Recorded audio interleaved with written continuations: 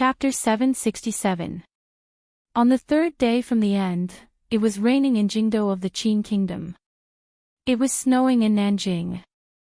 Light snow drifted gracefully and slowly through the air, filling the air with the coldness between heaven and earth. However, it still dropped the temperature to a level that humans detested. On the majestic city walls of Nanjing, the general of the Nanjing Military Department, Shang Shanpa, who was responsible for Northern Qi's southern defense line, looked at the plains to the southwest with an indifferent expression. There was no snow on the plains. One could still see the hibernating black fertile soil. His gaze pierced through the layers of wind and snow and landed on the solemn Qing military camp that had lasted for decades. The flags there fluttered in the wind and snow. The endless blackness stopped silently in the wind and snow. It was like a temporarily resting beast that could leap toward Nanjing at any moment. The Qing Kingdom's Yanjing camp and northern camp had attacked with all their might. During this period of time, they had successively broken through 3 defense lines laid down by the northern Qi army. Like a prairie fire, they headed straight north. Along the way, they had killed countless northern Qi soldiers. They were now 20 li in front of the Nanjing defense line and were resting and reorganizing. It looked like the bloodiest and cruelest siege battle between 2 large countries was about to erupt at the foot of Nanjing. Shang Shanpa couldn't resist narrowing his eyes. His palm gently stroked the scabbard at his side. He looked at his subordinates moving quickly like ants around him, preparing to defend the city in the icy weather. He sensed the tense and panicked atmosphere that filled the city and couldn't help but sigh. More than 100,000 Qing Iron Riders were already pressing in. How long could the most important city in the south of the Qi Kingdom under him hold out? Shang Shanpa shook his head and sent out a number of military orders to his subordinate officers. He then turned and descended the city walls to the temporary frontline tent that had been set up below the city walls. This tent was remote and quiet. It was personally guarded by his trusted soldiers outside. He did not have to worry about anyone getting close.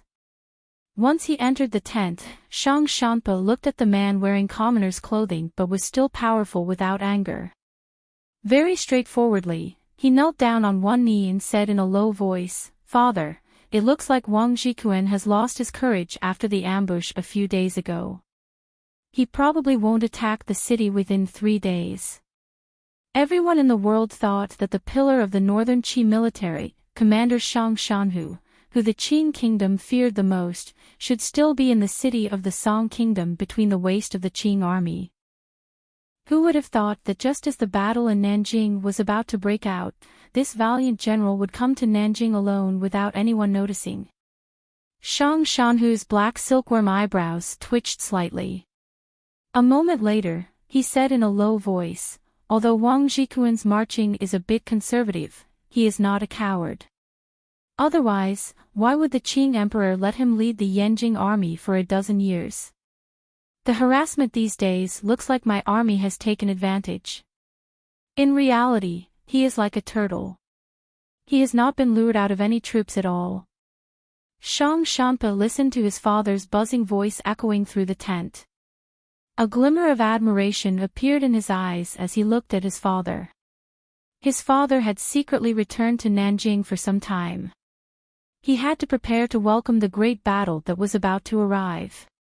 If his father had not secretly moved troops like a god and used the 3 lines of defense to cut through, it would have been impossible for the Qing Iron Riders to take so long to reach Nanjing.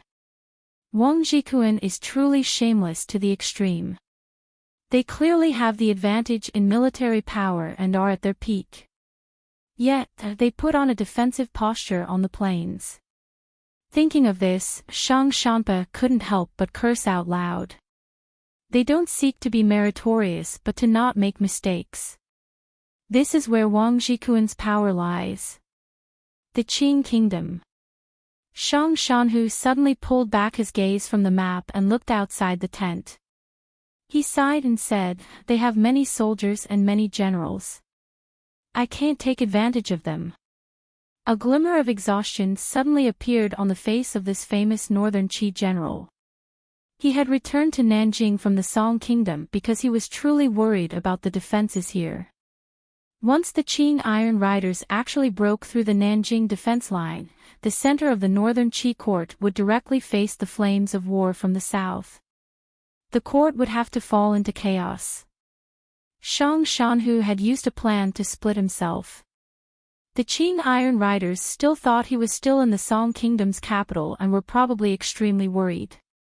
However, he was secretly in Nanjing presiding over this line of defense. There was only one Shang Shanhu. Using this method, he was able to display more effect than just one Shang Shanhu.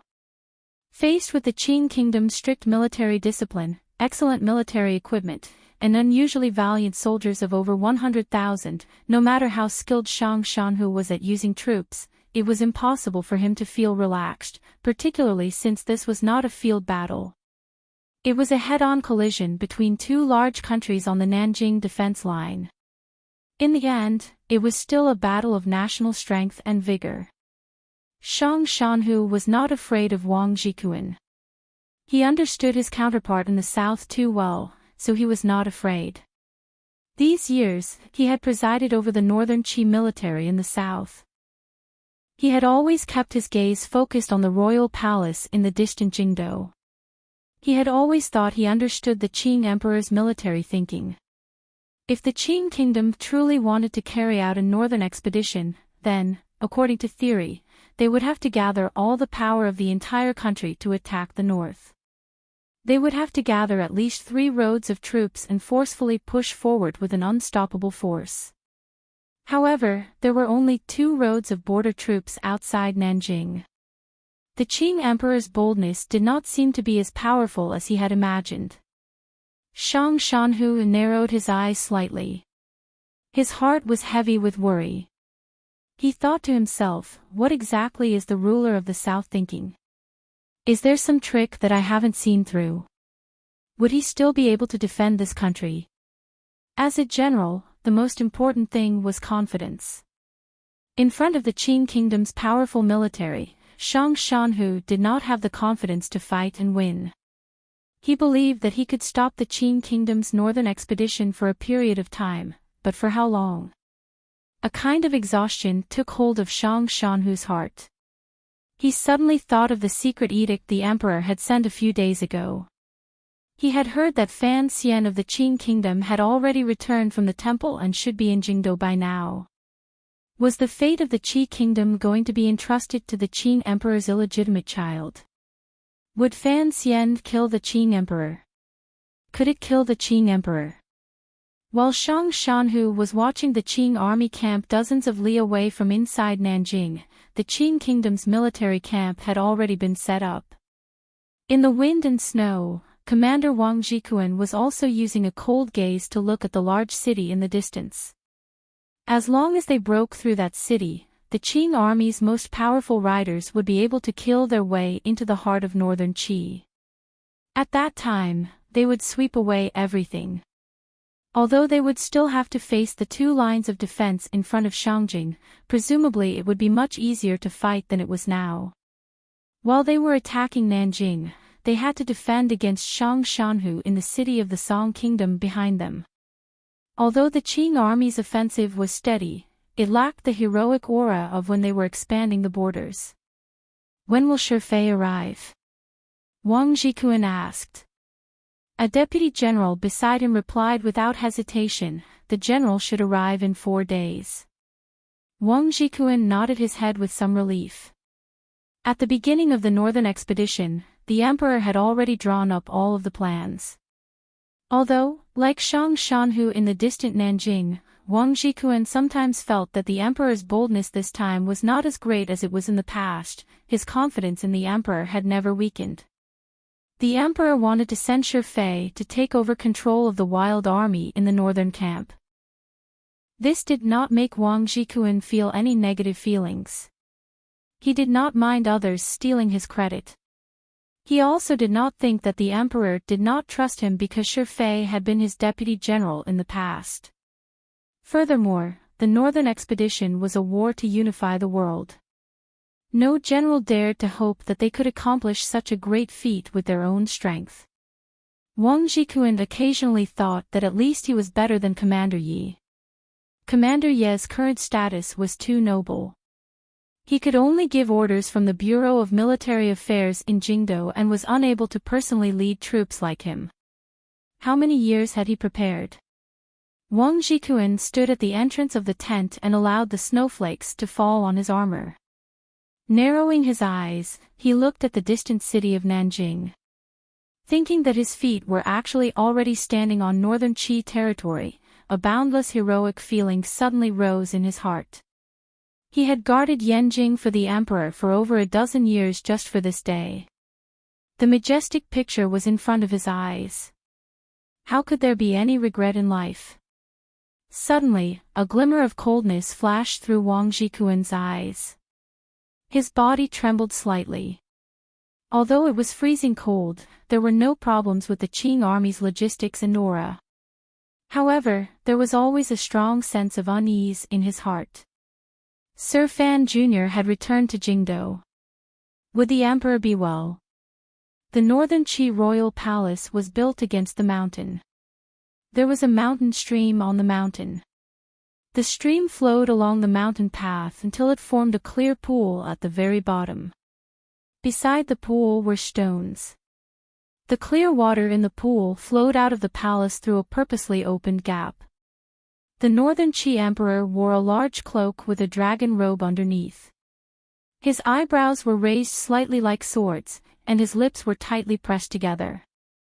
Just like this, he sat by the gap in the pool and was silent for a long time without saying a word. Hai Tang stood by his side with her back to him. Her gaze followed the clear water flowing out of the pool until it reached outside the beautiful royal palace and the river that slowly flowed through Shangjing in winter. Before the Dong Mountain incident, Master Ku he had talked with the Empress Dowager in this pool and decided on some things before floating away. In the end, he returned dispiritedly and died of old age. He had lost to the Qing emperor. Presently, the northern Qi court was once again facing the threat of the powerful ruler in the south. However, this time, the threat was more real and direct. Countless Qing iron riders had already stepped onto the road to invade the north. No one knew when they would destroy this ancient capital and set this beautiful black royal palace on fire. I cannot put all my hopes on him. The northern Qi emperor's sword-like brows were slightly flat. His expression was slightly light. Slowly, he said, although I believe there is an irreconcilable hatred between him and the Qing emperor, the Qing emperor is, after all, his father. As for Fan Xian's fickle and naive emotions, I probably understand them better than many people. Most importantly, according to my aunt-disciple, that blind great master has already become an idiot. The northern Qi emperor lowered his head and looked at his slightly distorted face in the water. Suddenly, he felt that the coldness between heaven and earth had become an unprecedented burden, pressing down on him until he almost couldn't breathe. With slight disappointment, he said, if that is truly the case, then who can kill that ruler in the Qing royal palace? Everyone knows of the Qing people's ambitions. I have prepared for this for many years. Only when the battle began did I realize that I had still underestimated the valiance of the Qing army. The northern Qi emperor raised his face. A glimmer of determination flashed through his eyes. It is only 2 roadside armies, yet they can kill their way to Nanjing. If the Qing emperor truly brought the entire country to attack, even Shang Shanhu would not be able to hold out for long. If General Shang Shanhu cannot hold out, what does your majesty plan to do? Hai Tang slowly turned around and asked calmly. Use the power of the entire country to fight, the northern Qi emperor replied with a slight smile. He didn't think at all. In the end, this world is my world. Even if jade is to shatter, it will shatter in my hands. I have never had any thoughts of admitting defeat. Hai Tang didn't say anything else. She only looked calmly out of the palace and toward the south with her hands gently pressed together. In the territory controlled by Dongyi, at the border between the Song Kingdom and the Liang Kingdom, the land was blown by the sea breeze. It had warmer and more humid weather than Shangjing and Jingdou. The trees in the mountains still retained a rare green color. Who would have known that after crossing the mountain ridge in front of them, passing through the Song Kingdom, and passing through that small provincial city, they would come to a harsh and snowy land. That snowy land was where the Qing Kingdom had sent out its troops. After northern Qi retreated and firmly defended it, countless people had fought and died. The great prince of the Qing Kingdom, who had rebelled against the Qing court alone and had been silent in the world for over a year, was now in the mountains that were as warm as spring. He stared straight at the sky and imagined the harsh wind and snow. Behind him were over 10,000 loyal subordinates. There was a black line in the mountains. It was the 4,000 black knights that Fan Xian had given him. However, Jinggu led these black knights and did not seem to be willing to listen to him. If 13th Wang had not returned to Dongyi and brought Jinggu Fan Xian's personally written military order, the great prince would not have been able to do anything to him. The great prince pulled back his gaze and glanced at 13th Wang beside him. There was not a trace of emotion on his heroic face. Although the number of soldiers he led was not large, it was the most powerful force that Dongyi relied on. If they joined the battle between the two countries, particularly if they fought their way out of the Song Kingdom that Shang Shanhu had miraculously taken last year, they would probably bring results that would shock the world. However, Fan Xian did not request or beg him to do this. Fan Xian only gave all of his power to his big brother. Then, through 13th Wang's mouth, he told him his analysis of the situation in the world. After that, he said nothing more. The great prince kicked his horse lightly. With a silent expression, he led the 10,000 elite soldiers toward the northwest. After a few breaths, the 4,000 black knights above the mountains also began to move with an eternally unchanging somberness and the aura of the netherworld. Immediately silent, he knew very well why Fan Xian did not have any specific words for him. He was the same as Fan Xian. Although they both had Dongyi blood, they were, after all, Qing people. Most of these 14,000 powerful elite soldiers were also Qing people. If the Qing kingdom was on a northern expedition, were they going to betray the court and strike back? Probably no one would do such a thing. Although these people were all exiled and had no loyalty to the emperor, betraying the monarch and treason were, in the end, two different concepts. However, Dongyi could not just watch as the Qing emperor broke apart northern Qi in one go. If that happened, Dongyi would become the powerful Qing army's second target. In name, Dongyi already belonged to the Qing kingdom. Under Fan Xian and the great prince's power, the Qing court could not control this place. Once there was an opportunity to mobilize troops and truly conquer, the Qing court would not pass up the opportunity. At that time, Dongyi would be destroyed, and the great prince would only have death awaiting him. From the moment Chen Pingping died, the great prince had already mentally prepared himself for this. Now that he knew what Fan Xian was preparing to do in Jingdou, the great prince's heart still couldn't suppress the darkness. Regardless of whether Fan Xian won or lost, his mood would still be dark because that person was his father. His mother was still in the Qing royal palace, and his wife and concubines were still in Jingdou. The great prince slowly raised his head and looked in the direction of Jingdou. For a moment, he sighed. Narrowing his eyes slightly, he was silent for a long time without saying a word.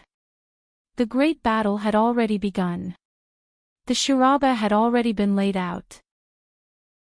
Bones were buried in the road, blood and flesh splattered on the wilderness, and crows cried strangely in the wind and snow.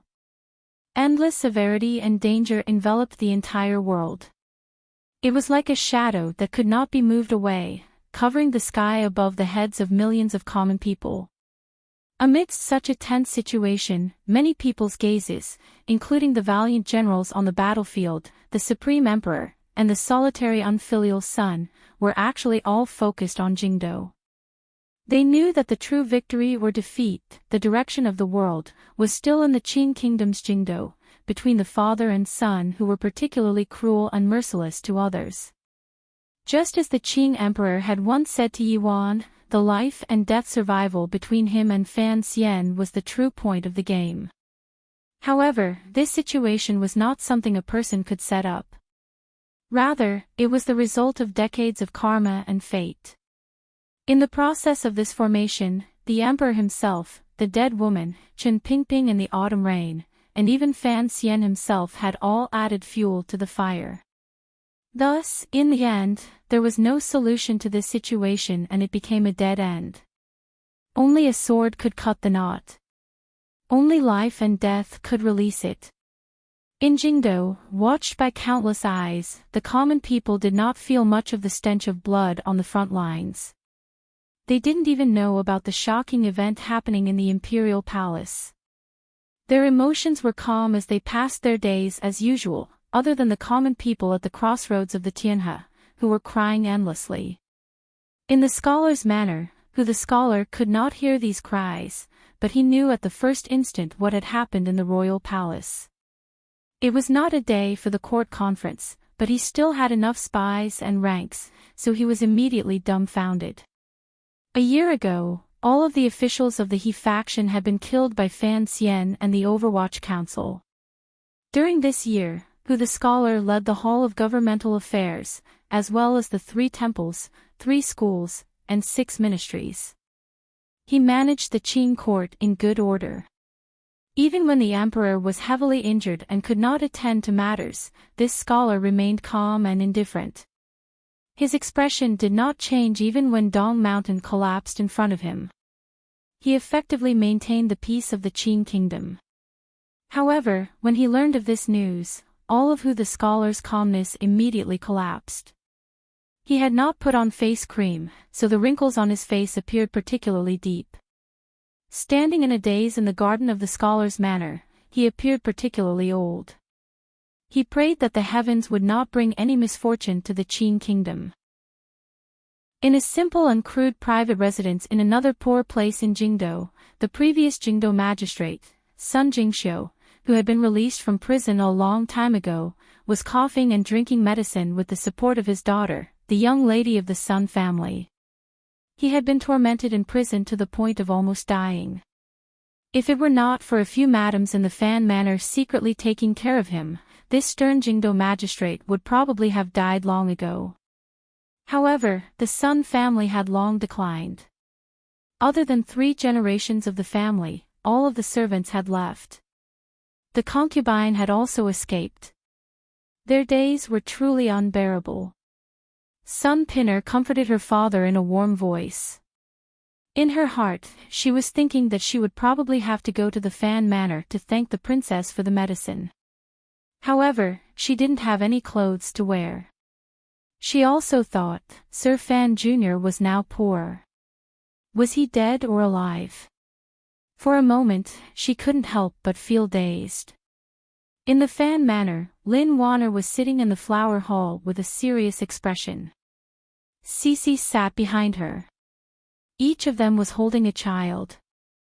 She said to the wife of the Ting family in front of her, "There is no need to escape. However, if the servants in the manor can scatter, then scatter as much as possible." The wife of the Ting family vaguely guessed something and was unwilling to leave. Lin Wanner would not force it. Even if these family members of the Fan clan wanted to leave, they would probably not be able to leave cleanly. She only looked in a daze at Fan Liang in her arms. Last night, Fan Ruoro had been urgently summoned into the palace. Recently, there had been no news of the emperor being unwell. Lin Wanner immediately guessed something. In particular, since last night, the strange atmosphere that had begun to pervade the capital made her even more confident. "You are still alive. Why don't you go home and have a look? Even if Uncle wants to kill you and you want to kill Uncle, but, were you not willing to let me see you one last time? As soon as she thought of this, she was overcome with sadness. A few drops of tears fell from her eyes and landed on Fan Liang's puzzled face. While Lin Wanner was helplessly and sorrowfully worried about Fan Xian's life and death, Fan Ruoruo, who had been summoned into the palace last night, had successfully escaped the watch of the aces of the internal court and disappeared into the depths of the palace. The royal palace was in a mess. For a moment, it was impossible to find her whereabouts. It looked like this girl was not only successful in her studies on Qing Mountain. The training Wu Zhu gave her on that snowy night in the Tsang Mountains was far more successful than his teaching of Fan Xian. She was wearing the clothes of a serving girl, but it gave off a moving feeling. Her clothes fluttered slowly in the light rain. Following the walls of the palace, she slowly walked in the direction of Taiji Palace. Along the way, she saw the eunuchs and serving girls, whose faces were pale from the sounds of fighting, sneaking in the direction of the rear palace. No one cared who she was or what she was doing there.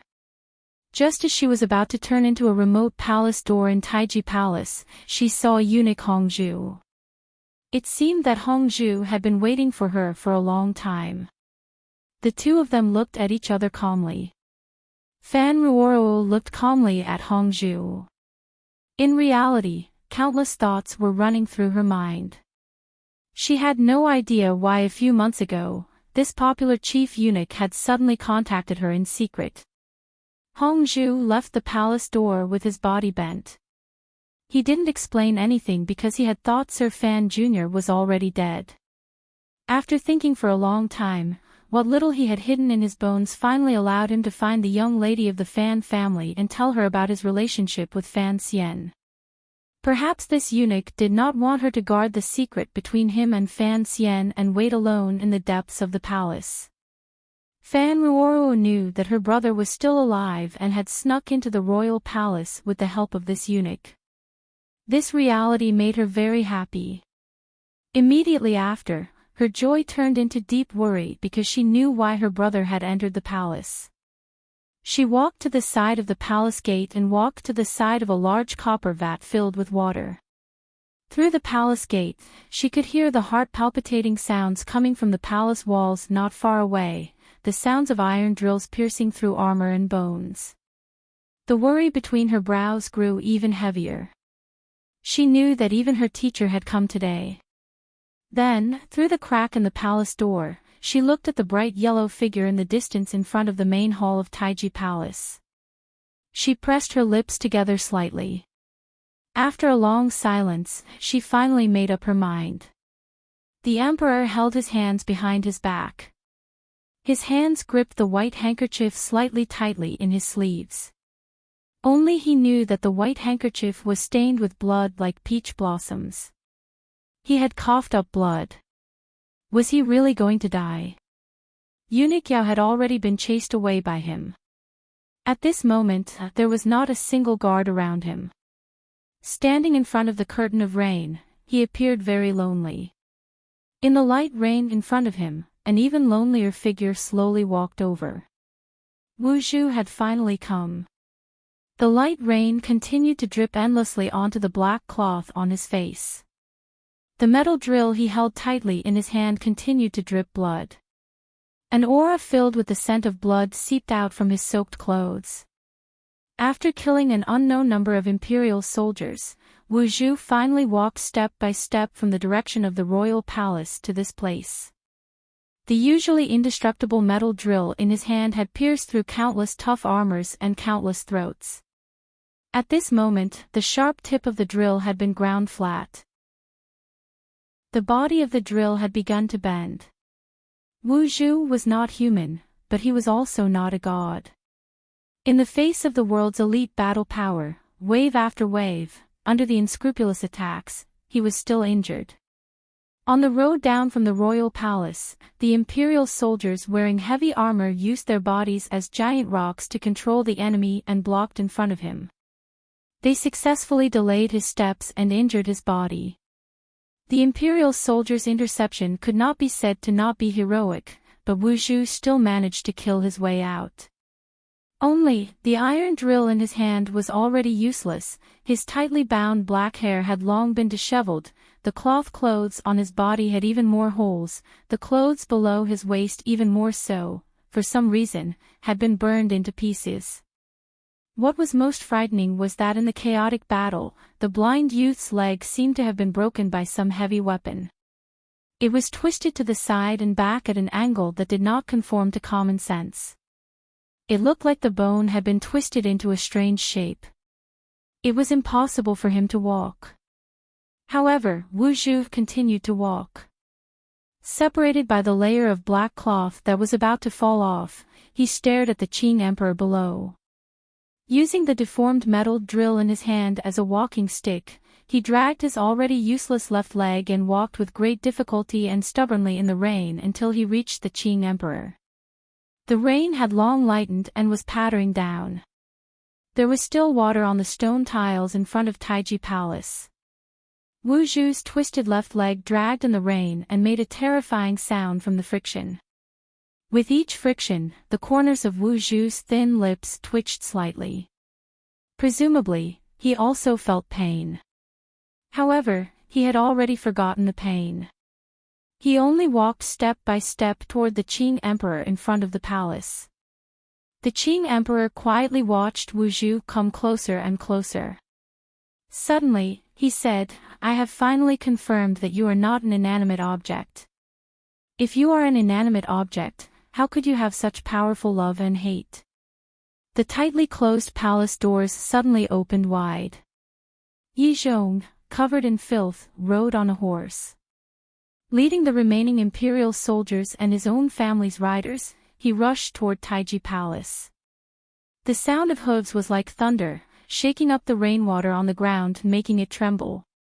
In an instant, hundreds of Qing elite soldiers once again surrounded Wu Zhu.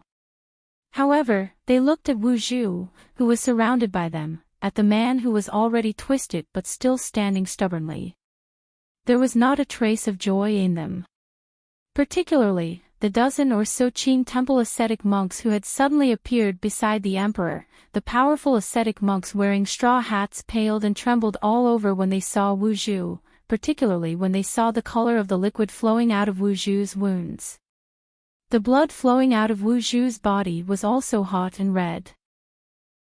However, it was golden red. Gradually fading in the light rain, not many people noticed it. However, the ascetic monks wearing straw hats did. All of the ascetic monks seemed to have been struck by lightning. They knelt in the rain in front of Wu Zhu. They were the Qing Emperor's most powerful personal defense. In this moment, they had no choice but to submit in front of this blind cripple. Chapter 768. On the second to last day, I have been writing slowly and ceaselessly. There will come a time when I finish. The rain slowly landed on the bamboo hats. The ascetic monks knelt on the wet ground with pale faces. They stared in a daze at the blind youth in the middle covered by a black cloth. For a long time, they could not make any reaction. They were the Qing Emperor's last line of defense. When a dozen ascetic monks joined hands, even Fan Xian and the Shadow had almost been killed. It was clear how powerful they were. Now, facing Wu Zhu, would they turn around and attack? The emperor stood in the long corridor in front of the palace. The fine cold rain in the sky was blown by the wind to where he stood and wet the beard on his chin. He narrowed his eyes slightly. The coldness in them grew. Coldly, he said, "Useless things. A traitor from the temple has scared you so much." Strangely, the emperor did not seem worried that these ascetic monks would betray him at this moment. Many years ago, the emissary from the temple had made some kind of agreement with the emperor in order to remove all traces Yi Qingmei had left in this world. It was from that day onwards that the ascetic monks of the Qing temple who traveled the south saw the emperor as the true chosen one. Between the chosen one and the emissary of the temple, what choice should they make? The ascetic monks were silent. They, who were gradually getting older, knew of the oracle that the emissary had issued many years ago. They knew that an emissary had fallen, but they didn't know if that emissary was the person in front of them. The emperor paid no attention to the ascetic monks kneeling in the rain. He only looked calmly at Wu Zhu in the rain. After a moment of silence, he said, "There has never been a god in this world. I am not. Lao Wu, you are not either." Wu Zhu's leg had already been broken. He used a poignant posture to barely stand. The person from the temple had returned to the world. Faced with the most powerful martial force in the world, he had bravely killed his way over. He had still paid a heavy price. The emperor was right. He was not a god. Thus, in this year, he had been betrayed one after another and injured by weapons that did not belong to this world. His injuries lingered, and he was no longer at his peak. However, Wu Zhu had already reached his most broken and powerless state. Who would win in the battle between these two peerless experts? Furthermore, Yi Zhong had already led his troops and surrounded Wu Zhu. Could Wu Zhu still break through the heavy encirclement and pierce the metal rod in his hand into the Qing emperor's throat? The emperor's cold gaze fell on Wu Zhu's tattered clothes and his broken left leg, which was only held together by some flesh and skin. There was not a trace of emotion in his eyes, but in his heart, he was thinking, "At this time, you still won't come out." Gradually, a complicated emotion charged into the Qing emperor's eyes. It was self-mockery, a glimmer of admiration, and a glimmer of dissatisfaction. Wu Zhu had already fallen into a tight encirclement. No matter how powerful he was, he could not overturn the heavens with one hand. Yet, Fan Xian still had not shown himself. Such coldness and forbearance was truly frightening. Wearing the clothes of a eunuch, Fan Xian appeared to be very far from the front door of Taiji Palace, but in reality, he was very close. He carefully hid his tracks.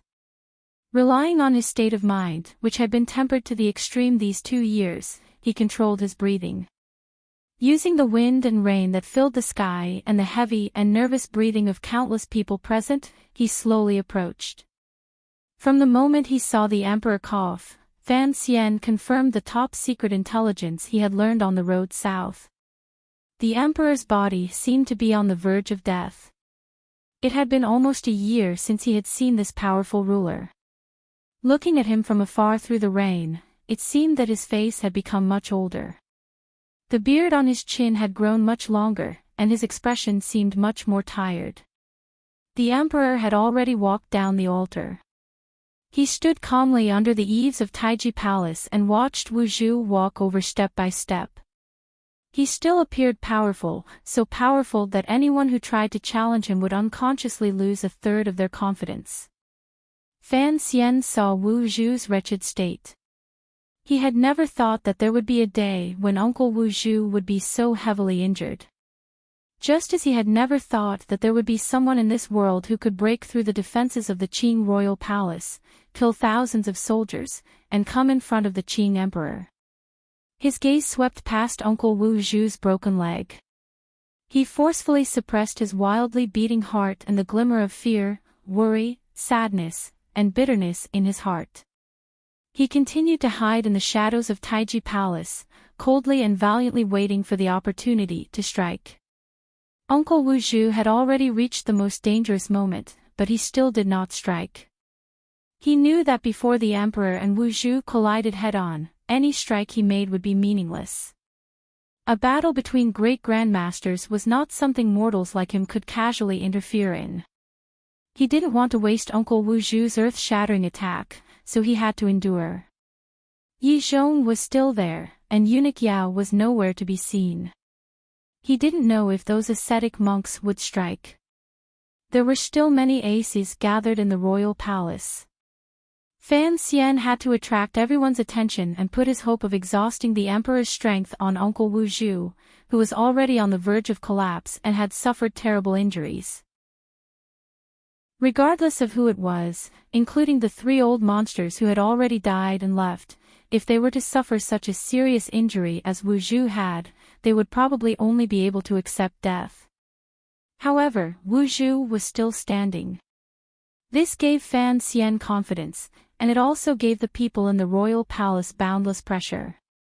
Separated by the black cloth, Wu Zhu looked at the bright yellow figure on the stone steps a dozen feet away. The man was already much older than he remembered. For some reason, endless sourness, pain, loathing, and disdain welled up in his heart. After the Dong Mountain matter ended and he listened to Fan Xian's drunken ramblings on the roof of the Fan Manor in Jingdo, Wu Zhu silently stepped onto the path of searching for himself. He wanted to know who he was, so he returned to the temple. The moment he entered the temple, he remembered many things. Naturally, he was able to deduce many things. Although the temple forcefully erased his memories in the next moment, as Fan Xian came to the temple, Wu Zhu's memories had not completely recovered. However, the deepest emotion he had before it was erased had remained. This emotion was stronger and more direct than his feelings for Fan Xian. It drew him to calmly look at the royal palace for 2 days. It drew him to kill his way into the palace from outside the square of the royal palace. Even though he didn't remember the events of the past, he still remembered the man wearing the dragon robe on the stone steps and the murderous intent he had toward this man. Fan Xian wanted Wu Zhu to follow his heart. Wu Zhu's heart was filled with boundless sourness, particularly after he saw little Li. This sourness seemed to have found a way to vent. He was going to kill him. He only remembered this. Wu Zhu moved. He dragged his crippled leg and relied on the metal rod in his hand for support. With great difficulty, but full of murderous intent, he dragged it step by step, rubbing against the rainwater on the ground. His uninjured leg was impatient. It was as if he wanted to jump as he walked toward the emperor on the stone steps. The moment Wu Zhu moved, the aces of the Qing army surrounding him also moved. With an earth-shaking cry, countless long weapons pierced toward his body. The ascetic monks kneeling by Wu Zhu's side finally could not withstand this powerful pressure and also moved. Some ascetic monks floated back into the wind and rain while others blocked in front of Wu Zhu. From this scene, it could be seen that the Qing emperor held a supreme position in these ascetic monks' hearts. Even though they knew Wu Zhu was an emissary from the temple, the Qing emperor's call of a traitor still made some ascetic monks choose to believe the emperor. Wu Zhu moved. The situation immediately changed. No one noticed that when most of the ascetic monks between the emperor and Wu Zhu floated back into the wind and rain, opening up a path for Wu Zhu to face the emperor directly, an ascetic monk wearing a straw hat and hemp clothing floated diagonally to the side and back. Intentionally or not, he disturbed the attacks of the military aces. The moment Wu Zhu moved, Yi Zhong, who sat on his horse with a spear in hand, gathered his qi around his entire body. The moment Wu Zhu moved, killing intent flared in his eyes. He kicked the horse's belly. The horse neighed. The long spear moved like lightning toward Wu Zhu's slightly slanted back. Of the people present, probably only Yi Zhong had experienced the events in Qing Kingdom's Jingdo many years ago. Thus, he knew better than anyone else how terrifying Wu Zhu was. He was a powerful warrior who could face Uncle Lu Yun head-on and not be at a disadvantage. Once he made up his mind to protect the emperor, he gathered all the strength in his body and did not hold anything back. He knew that when faced with Sir Wu, other than using all his strength in one spear strike, there was no other way to stop his seemingly staggering footsteps. With an explosive roar, a silver spear light, as pure as water, pierced toward Wu Zhu's back. Yi Zhong had unleashed the most powerful attack of his life.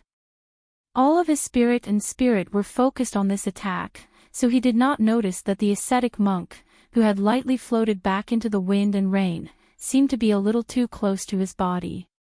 Ascetic monks never used weapons, but the ascetic monk closest to Yi Zhong had taken out a poison dagger from his sleeve at some point. Silently, like a strand of rain hidden in the rain, it gently pierced toward Yi Zhong's waist. Yi Zhong stabbed Wu Zhu's back, and the ascetic monk stabbed his waist. With a swoosh, Yi Zhong's spear strike, which he had gathered strength, pierced forward without any flourish. It ignored all resistance and pierced directly into the stone floor of the royal palace that had been washed clean by the rain. It was like piercing a piece of tofu. The tip of the spear stabbed ruthlessly into the ground, sinking several feet deep. However, the poisoned black dagger had already pierced into his waist the moment his spear was fully unleashed. Yi Zhong's spear missed. It brushed past the cloth beside Wu Zhu's broken leg and pierced into the ground. Immediately after, a shrill roar rang out in the rain.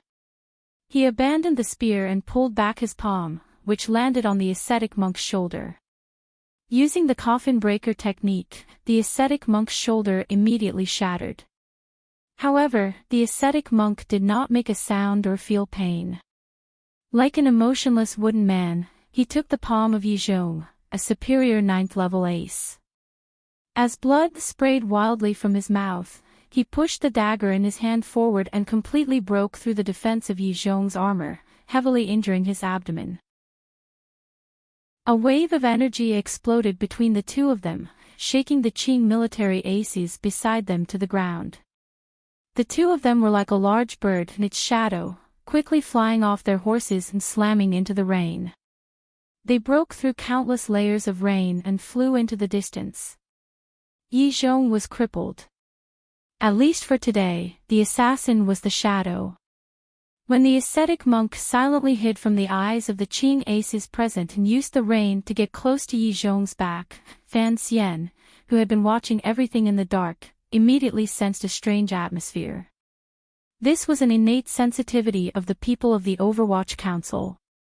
In the world, probably only he and the shadow could reach such a level.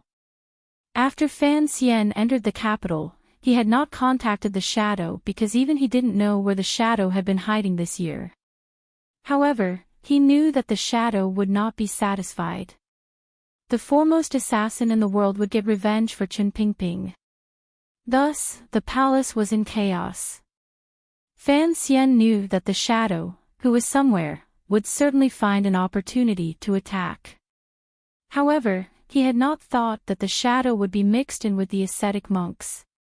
A year ago, the two of them had fought a major battle with the ascetic monks. How the shadow had been able to mix in was something Fan Xian did not understand. However, at least at this moment, the shadow had successfully eliminated the foremost ace by the Qing Emperor's side and pulled the victory in their favor. If this had been any other mission in the past, it would have been the most important target in the mission for the shadow to attack. Even Fan Xian could not compete with him on this, just like the last attack when he entered the palace to assassinate Yi Zhong. However, the shadow had silently retreated and chosen Yi Zhong of his own accord because he had discovered that the first commissioner of the Overwatch Council, Sir Wu, had come. The shadow, who had viewed Wu Zhu as his idol, naturally chose to cooperate with Wu Zhu. This was actually a kind of trust. Fan Xian's gaze only swept over Yi Zhong and the shadow, who were breaking through the rain and endlessly charging away from the battlefield. He then turned back to the battlefield in front of Taiji Palace. The moment Yi Zhong was attacked, the people in front of Taiji Palace couldn't help but panic. The attacks aimed at Yi Zhong's immobile body also became slightly chaotic. The only one who did not panic was the Emperor. He completely ignored the ascetic monk's attack. He only stared fixedly at Yi Zhong's hand. The Emperor only had Wu Zhu in his eyes. The incomparably hard metal rod had already been bent, damaged, and smoothed out. It looked like a very common fire stick. However, this fire stick carried the rain in front of Taiji Palace and waved it through the air to its heart's content. With a slap, the metal rod knocked aside a long spear in front of it. In the shortest amount of time, it followed the most logical direction and slammed into the wrist of the person holding the spear. In that instant, the skin on the wrist of the person holding the spear split open. His muscles shattered, and his bones protruded. He could no longer hold the spear. With a crack, the metal rod slid up along the surface of a sword. The heavy pressure forced the sword to lower its head. The metal rod, which no longer had any edge, touched the protruding part of the sword. It suddenly jumped up and then landed heavily on the arm of the person holding the sword, directly turning the arm into twisted firewood. An ascetic monk waved his hand to block it. The metal rod, which had been ground into a flat surface, ruthlessly pierced into his palm, pressing his palm into the rain-covered ground. Then, the metal rod swung up and smashed heavily into the top of the ascetic monk's head. The bamboo hat, along with the rainwater, shattered into countless pieces. A mark formed by blood appeared on the ascetic monk's smooth head. With a crack, he collapsed into the rainwater. Each swing of the metal rod was accurate and heavy. The metal rod, which had long lost its edge, became a metal stick in Wu Zhu's hand. It knocked aside the densely packed swords in front of him and shattered countless joints. Blood mixed with the rainwater and splashed into the air in front of him. The metal rod could no longer pierce into the throats of the countless aces in the royal palace, but it could shatter their throats. Wu Zhu, who advanced with difficulty in the rain, seemed to be able to fall at any moment. However, the ones who fell in the end were the aces bravely blocking in front of the emperor. At this moment, Wu Zhu seemed to have become the serious teacher on the cliff.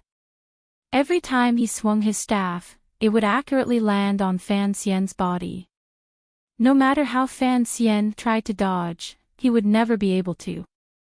But today, the wooden staff had become an iron staff. With a muffled thud, the cartilage on an internal court guard's knee was shattered by the metal rod. He knelt by Wu Zhu's side. The metal rod swung down again and smashed the person down the stone steps, sending up rainwater. Wu Zhu finally stood in front of the emperor. Without pausing, cursing, or making eye contact, Wu Zhu raised his hand. The metal rod in his hand smashed down toward the emperor's face. No one in the world dared to slap the emperor's face, but Wu Zhu did so. Furthermore, he did so as if it was a matter of course. It was as if he was teaching an unfilial son a lesson or beating a heartless man. When Wu Zhu stood in front of the emperor's eyes narrowed slightly. A certain light suddenly bloomed on his slightly aged face. Then, he also raised his hand. In the instant that the rain did not even have time to tremble, the emperor's left hand, which had been hanging by his side the entire time, suddenly appeared by his face. His palm faced outward and blocked the metal rod. At the same time, the emperor's right hand formed a fist and smashed viciously into Wu Zhu's chest. His most terrifying pair of hands were as white as snow, seemingly forever untainted by dust and untainted by blood. They blocked Wu Zhu's metal drill and struck Wu Zhu's body. The first exchange between the last two ultimate warriors in the world, who had transcended the limits of humanity, was this simple. They each swung a stick, blocked a palm, and threw a punch. If it had been anyone other than the two of them, they would not have been able to block that metal rod and throw that punch. The emperor's terrifying fist smashed viciously into Wu Zhu's chest. The air seemed to have frozen at this moment. Wu Zhu's body seemed to be strangely suspended in the air at this moment. Then, like an arrow, he was fiercely smashed out. Like a heavy and hard meteorite, he flew out from the bottom of the stone steps. Wu Zhu's body smashed into countless pursuing Qing aces along the way. In front of Taiji Palace in the royal palace, where a black shadow passed, flesh and blood flew everywhere. With a muffled thud, Wu Zhu's body finally landed dozens of feet away. He landed heavily on the ground and shook the world around him. The entire place fell into a strange silence. At this moment, there weren't many people who were still alive and standing. Below Taiji Palace, on the stone steps, in the light rain, the lonely and proud emperor still maintained his posture with one palm in front of him and one fist extended in the air. Knocking Wu Zhu down with one punch was something worthy of the Qing emperor's pride. However, there was not a trace of emotion on his face. On the contrary, a glimmer of coldness appeared in his eyes. Wu Zhu's metal rod had shattered the powerful Zhenqi the Qing emperor had attached to his palm and ruthlessly struck the Qing emperor's face. The Qing emperor's face was very pale, but his left cheek was red and swollen. Fresh blood flowed from the corner of his lips. It was like someone had slapped him heavily in the face. He slowly pulled back his left hand and lowered his head to look at the metal rod marks on his palm. Only then did he remember that Wu Zhu's metal rod was bent. Wu Zhu, in the puddle of blood and rain, suddenly moved. Then, with unusual difficulty, he stood up with his bent body. The metal rod in his hand trembled as it stood on the ground, supporting his tottering body as he stood in the rain. He had walked this far with incomparable difficulty.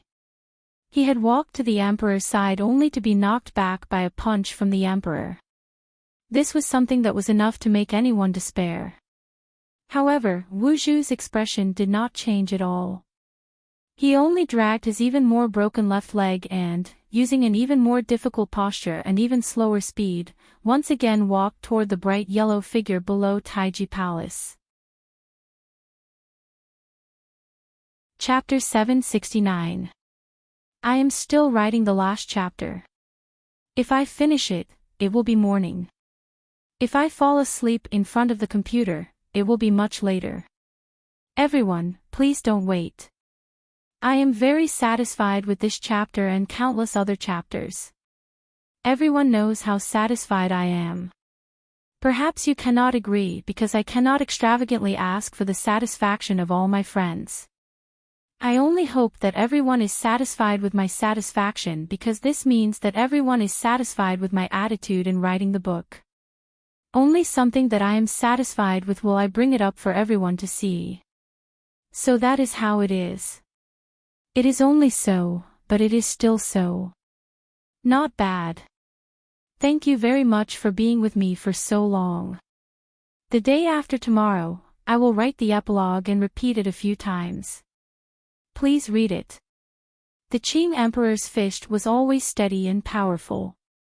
It was full of the aura of a ruler.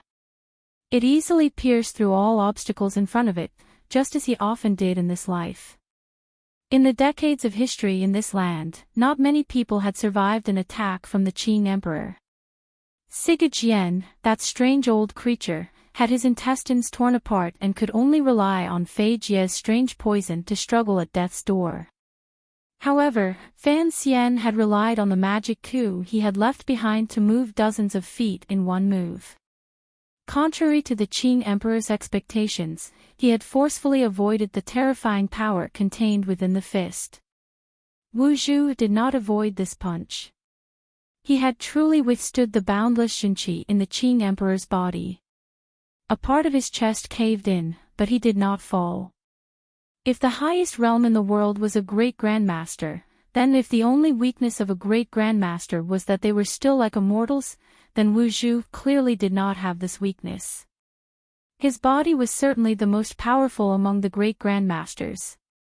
He only stood up again and moved closer to the Qing Emperor on the wet ground. He once again walked in front of the Qing Emperor. The black cloth on his face did not move. The metal drill in his hand waved and broke through the air noiselessly.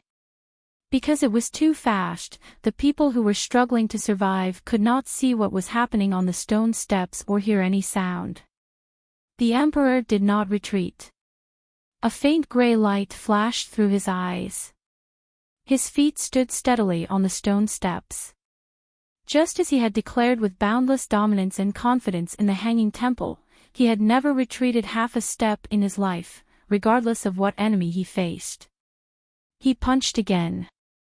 His jade-like fist glowed with a faint light. In an instant, it evaporated all the moisture in the air and landed squarely on Wu Zhu's abdomen. Wu Zhu's metal rod was like a streak of clear light cast down from the sky. It could not be stopped. It struck ruthlessly against the Qing Emperor's left shoulder. For warriors of their realm, in the last battle of their lives, they had long cast aside all external pretense and techniques. In the word power, the power was already in their bodies and bearing.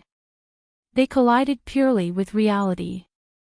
It was just like what Master Ku He's great ancestor, Zhen Chen, had said in one of the sayings, "Take off your clothes and go." The duel between the two peerless experts was just the most indifferent and simple performance art. Without any external appearance, it was just like primitive people practicing the most perfect killing skills in the snow, beside the volcano, and in the midst of grassland beasts. The Emperor's left shoulder shattered with a crack. Fresh blood seeped out from between his lips. His cold eyes only watched Wu Zhu's figure flying further and further away. Wu Zhu was once again sent flying by that fist. His leg had been broken, and his body was crippled. His unimaginably calculating ability could no longer be supported by the powerful execution of his body. He could not dodge the Qing Emperor's fist that broke through the boundaries of time and space. In the light rain that was about to stop, Wu Zhu's body arched as he retreated backward in the air. The cold wind caused his clothes to flutter. With a paw, his feet landed on the ground. He slid backward over 100 feet on the slippery ground before he managed to stop. However, his left leg couldn't support him and he almost fell to the ground. After taking this punch head-on, Wu Zhu did not fall to the ground. It seemed that his situation was better than before. However, the incomparable confidence and powerful light on the Emperor's face, as well as Wu Zhu's slightly lowered head, seemed to indicate an inauspicious ending. Wu Zhu stood quietly in the pool of blood below Taiji Palace. He lowered his head to look at his abdomen and was silent for a long time. Before the Emperor's fist struck his abdomen, Wu Zhu had blocked his left hand. Thus, the Emperor's fist had actually struck his palm and then his abdomen. Wu Zhu's hand was like an icy piece of metal. His body was also like an icy ball of metal. However, the Qing Emperor's fist was like a god's hammer, smashing the metal into the ball of metal. His palm had sunk deep into his abdomen like two pieces of metal being forcefully glued together. The corner of his brows that was not covered by the black cloth furrowed slightly. Coldly, Wu Zhu pulled at his left hand. He didn't know how much strength he used before he managed to pull his hand out from his abdomen. However, it brought up a large patch of pale flesh that was no longer bleeding. Accompanied by the sound of tearing, it appeared unusually terrifying. The Qing Emperor's first punch landed on Wu Zhu's chest. He didn't block it.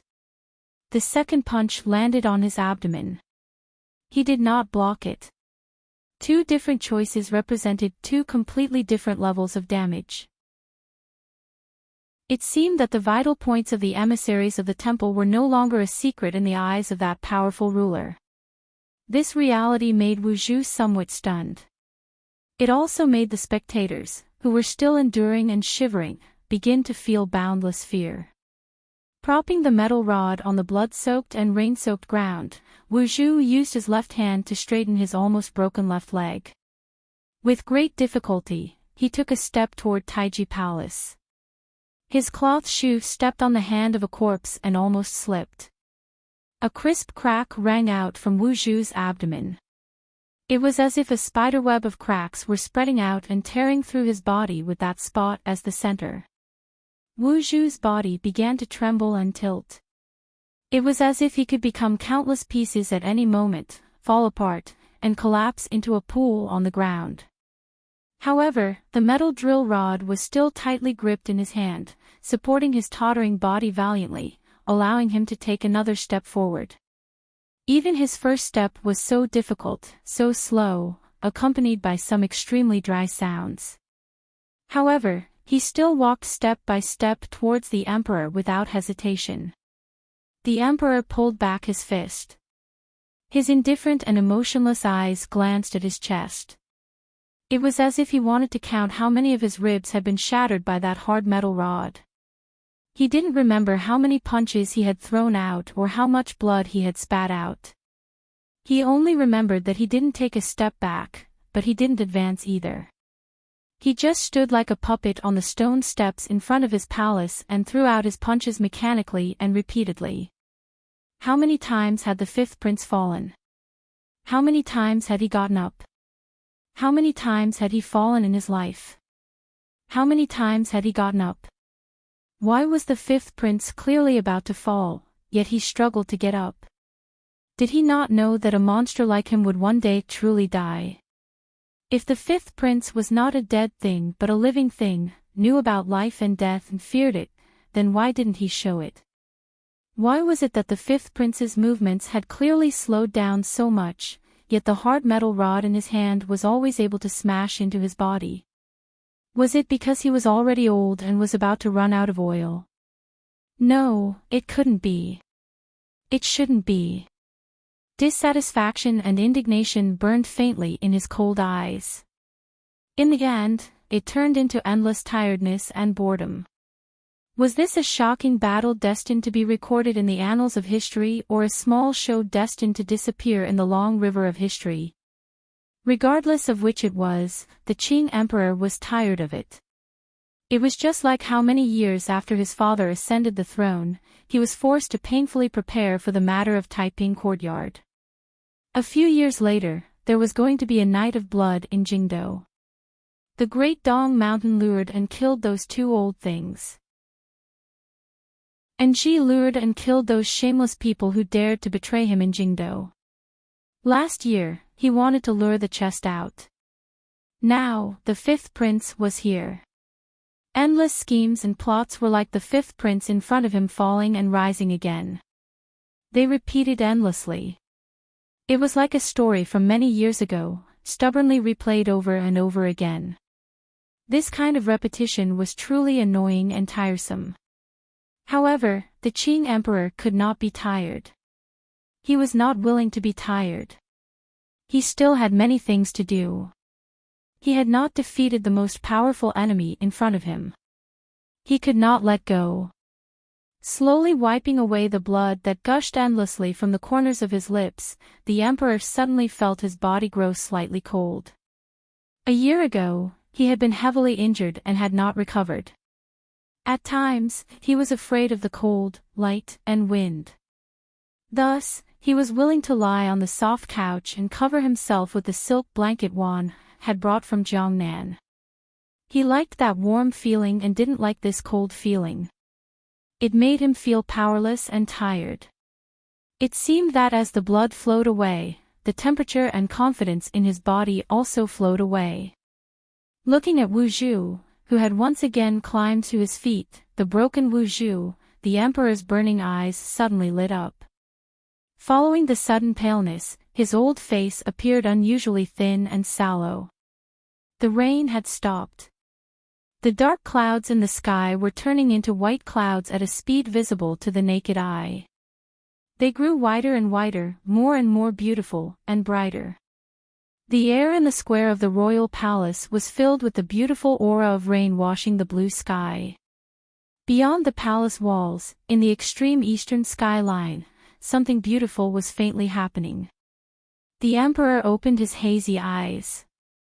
With a shake of his clothes, he finally flew up from the stone steps of Taiji Palace. In this rainless sky, he brought up a stream of rain parallel to the south, leaving behind countless afterimages in the air.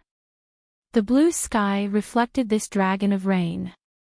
A draconic cry seemed to ring out from somewhere in the royal palace. Wu Zhu, who was holding the metal drill, was immediately surrounded by this dragon and countless draconic cries. The gray, solemn, and beautiful rainwater that broke through the air instantly launched its most powerful attack toward Wu Zhu. Other than the two powerful warriors present, no one could see clearly what was happening in that curtain of rain. However, the dragon's cry had died out. After a terrifying moment of absolute silence, countless sounds rang out one after another like a string of thunder. It was also like the wind high up in the sky instantly blowing through the yellow paper lanterns put out by countless lovers. Paw, paw, paw, paw, Wu Zhu finally fell. He fell under the Qing Emperor's storm-like punches and fingers. In this instant, his body had suffered countless heavy blows. Finally, he sat down weakly at the Qing Emperor's feet. His pale right hand opened toward the sky. There was nothing there. The long, silent and noble head also drooped down powerlessly and fell in front of the Qing Emperor. Reluctantly and helplessly, he let go of the hand holding the metal drill. He let go of the hand holding the metal drill, but the metal drill did not fall to the ground of the royal palace. It made the clear sound of a funeral bell because the metal drill was stuck in the Qing Emperor's abdomen and was trembling slightly. Fresh blood surged out of the Qing Emperor's abdomen and flowed down the metal drill. It dripped down the smooth tip of the drill and landed on Wu Zhu's pale palm. Following a clear line of life, it gradually bloomed into a beautiful peach blossom. The Emperor's thin and emotionless lips were slightly parted. They appeared slightly dry. His face was deathly pale. His eyes were empty and without a trace of emotion. He lowered his head to look at the metal drill in his abdomen. Feeling boundless exhaustion and annoyance, he prepared to pull out the metal drill that had sunk deep into his abdomen. He was the person with the greatest willpower in the world. At the beginning, his meridians had all been shattered. Even the pain of being a cripple could not weaken his spirit at all, much less the pain in his abdomen. He knew that Lao Wu was already crippled. A faint pride flashed through his eyes, but there was only boundless exhaustion. He discovered that his lips were beginning to taste something rusty. Fan Xian still had not appeared. This reality confused the Emperor. A glimmer of a self-mocking smile rose to the corners of his lips. It looked like his son's state of mind was stronger than he had imagined. Because of his strength, he had been cold, callous, and cold-blooded, enduring silently until now. He had watched as Wu Zhu was crippled by him but still refused to come out. Strangely, the Emperor once again felt admiration for his son. He seemed to feel that his most unfilial son was becoming more and more like himself, as cold-blooded as himself. He had thought that Fan Xian should have come out a long time ago. When Wu Zhu first fell to the ground, or when Wu Zhu's leg was broken in two, he had been secretly preparing for this. However, Fan Xian had not come out, so he felt a faint disappointment and an ominous feeling. Was the blue sky after the rain going to witness the Emperor's final failure? Was she going to use her son's eyes to see his failure? Fresh blood surged out from the powerful Emperor's lips and from his abdomen. He once again felt the coldness and began to think of the soft blanket on the couch and the woman in the royal study. Then, his right hand gripped the metal drill steadily and began to slowly pull it out of his body with a heart-shaking coldness. There was an old saying that when a blade was pulled out of a wound, the pain was the greatest. This could be used to refer to life, but it could also be used to refer to the current situation. When the Emperor slowly pulled out the metal drill, it was like exposing the scars that had been hidden in the darkness by his mask all these years. The scars that he thought had long healed made him think of many people and many things. The pain made his pale face even whiter, so white that it was not like a normal person's. It seemed like even this monarch's arm couldn't bear to let him face this kind of pain. Therefore, at this moment, in the cold and clean air, an extremely strange twist suddenly occurred. It was a twist and separation of bone and flesh. It did not conform to the structure of the human body at all. It bent out at a strange angle. It was rather like Wu Zhu's leg. Blood blossomed under the blue sky. Bone and flesh separated from the Qing Emperor's body. His left arm was neatly cut off from the elbow joint by a mysterious force. Under the light of the clear sunlight, the severed arm flew into the spotless air. With the slowest speed, it spun, jumped, danced, and danced with beads of blood at the stump. Only then did the clear sound of a gunshot echo through the empty royal palace courtyard. It curled up in spirals and was lonely and clear. It was like a sorrowful accompaniment to the dancing of the severed arm. Other than losing to Zhang Qingfeng on the northern expedition, the meridians in his body shattered, and the days when he sank into darkness. This moment was the most painful and weakest moment of the emperor's life. The gunshot, which had been silent for decades and then silent for another year, finally rang out in the royal palace. After a year of silence and another morning of silence, Fan Xian's figure finally appeared by the emperor's side. Watching as Wu Zhu was heavily injured by the emperor until he became useless, Fan Xian still did not come out. What kind of pain was he suppressing? However, when he appeared, he chose the most opportune moment and appeared in the most opportune place. He appeared directly beside the emperor. All he needed was the snap of a finger. His 20-odd years of bitter cultivation after being reborn, his motivation between life and death on the meadow, his will to not despair in the desperate situation in the snowy palace, his comprehension under the tree, his thoughts in the snowy plains, the creation of the yuanqi of heaven and earth, life and death, separation and separation, the clash between weak and valiant, a life of craving life and hating death, and the pain of the autumn rain all merged into one feeling. An aura exploded out of Fan Xian's body. There was no sword, no arrow, no dagger, no poisonous smoke, no small tricks, no coffin breaker, no stretching out of his arm against the path of the sword, and no channeling of his qi against the path of heaven and earth. Fan Xian abandoned everything. He only turned himself into a gust of wind and a streak of gray light. In the shortest of moments, he forced out all of his power through his fingers and chopped toward the emperor's heavily injured and weak body. The powerful tyrannical Jinqi did not hesitate to cut the already thick meridians in his body. With a decisive stance and a speed beyond his ability, it fiercely sent out. Countless streaks of smoke and dust lit up the cold autumn. He sent it to his fingers. The Jinqi did not spit it out. Instead, it gathered it inside. The sword qi did not leave his fingers, but it was as solid as metal and stone. Viciously, it pierced into the emperor's shoulder. Moving it to his palm, the Jinqi was like the wind of the East Sea. It surged out violently and swept through the clean jade mountain. Without leaving a single speck of dust, it slammed heavily into the emperor's chest. Chopping, finger and palm, he chopped away the past of these years. He pointed out a path of life and death. With his single palm, he separated the line between ruler and official, father and son. Fan Xian had never been so powerful in his life. The Qing emperor had never been so weak. This pair of father and son didn't even have time to meet each other's eyes for an instant before they became two shadows in front of Taiji Palace. They made the intimacy of life and death with each other. It was as if countless yellow paper lanterns in the air had been torn apart by the strong wind. They popped endlessly, causing one's heart to palpitate with boredom. The speed of Fan Xian's movements had already risen to a level that would make people dumbfounded.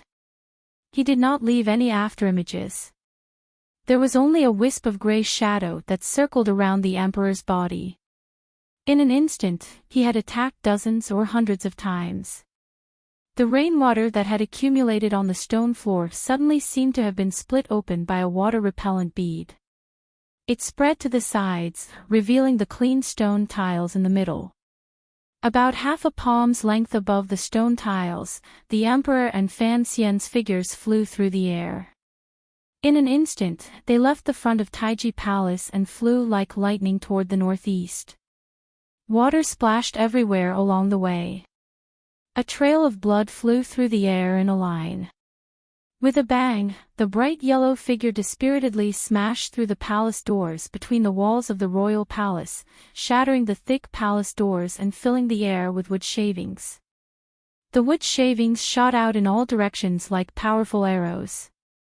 With a series of sizzling sounds, they shot through the circular stone doors behind the palace doors and sent up a wave of stone shavings.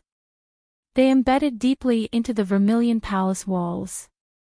It was the wood shavings shooting out from all directions beside the bright yellow figure that forced Fan Xian, who was like a soul-chasing wind and soul-chasing shadow, to slow down and reveal his body in the air. The bright yellow figure smashed through the palace doors and immediately after, he crashed heavily into the large copper water vat between the walls. With a muffled sound, he also revealed his body. The hand that was still not stained with blood broke through the air, and with a paw sound, a slender wrist was shaken off. Like lightning, he pulled out the ice-cold metal, flipped his wrist up, and pinched that soft throat. Then, it gripped the serving girl's throat. With a splat, the emperor leaned dejectedly and weakly against the side of the large copper vat and spat out a mouthful of fresh blood. However, a faint and strange smile rose to his pale face. One of his arms was already broken. There were 4 or 5 finger holes and 3 palm prints on his body. Fresh blood dyed the dragon robe on his body, making the golden dragon on his bright yellow clothes appear particularly ferocious but also particularly wretched. Fan Xian slowly put down the bridge of his left hand and right fist that covered his face. The wood shavings also caused blood to seep endlessly out of his clothes. He coughed violently and coughed up threads of blood. The attack earlier was an attack that he had condensed his life into. At this moment, he was forced to stop. It was already impossible for him to unleash that mysterious speed. Furthermore, a large portion of his meridians had been cut. They were like countless little knives scraping through his body. The pain was difficult to endure. The emperor's injuries were even more serious. It was so serious that it seemed like he could disappear from this world at any moment. However, there was not a glimmer of joy on Fan Xian's face. After a series of hurried coughs, his expression recovered its calm. Looking at the emperor, who was leaning against the copper vat and gasping for breath, he didn't say a word. However, his eyes revealed his true emotions. They were complicated. He stared at the emperor in a daze. He kept feeling that the scene in front of him was not real. The emperor, who was as high and unreachable as a snowy mountain, bone-chilling, and powerful and indestructible, would also have a time when he was at the end of his rope. When did the emperor's appearance become so old? Your Majesty, you've lost. Fan Xian lowered his head slightly and used the sleeve of his eunuch robe to wipe away the blood at the corner of his lips. He looked at the emperor with a complicated gaze. The words he said were meaningless. There were at least a dozen wounds on the Qing emperor's body, particularly the cut on his left arm and the wound on his abdomen. Fresh blood gushed out endlessly. Just as the emperor had said to Wu Zhu earlier, there were no immortals in this world. Wu Zhu was not, and neither was he. The betrayal, assassination, and injuries he had suffered this year had dragged on until now. Now, he had fought a heaven-shaking battle with Wu Zhu, had his arm cut off by the heavy sniper rifle, and had been ambushed by Fan Xian, who was faintly breaking through. Even the most powerful ruler in the world had reached his final moments. A glimmer of a mocking and cold smile still hung on the emperor's face. His 3 fingers continued to gently rest on the serving girl's throat. The serving girl held a gun in her hand. The emperor glanced at Fan Xian but did not pay attention to his words. Instead, in a raspy voice and coughing up blood, he looked at Fan Ruoruo beside him with a warm gaze. After looking calmly for a long time, he said, "As I said, it is not easy to be a good emperor. First, you have to abandon some unnecessary emotions and cannot be soft-hearted. Ruoruo, you are soft-hearted today. This is a fatal mistake." The face of the young lady of the Fan family, dressed in serving girl attire, remained calm. However, her slightly furrowed brows showed that her heart was not as calm as her appearance.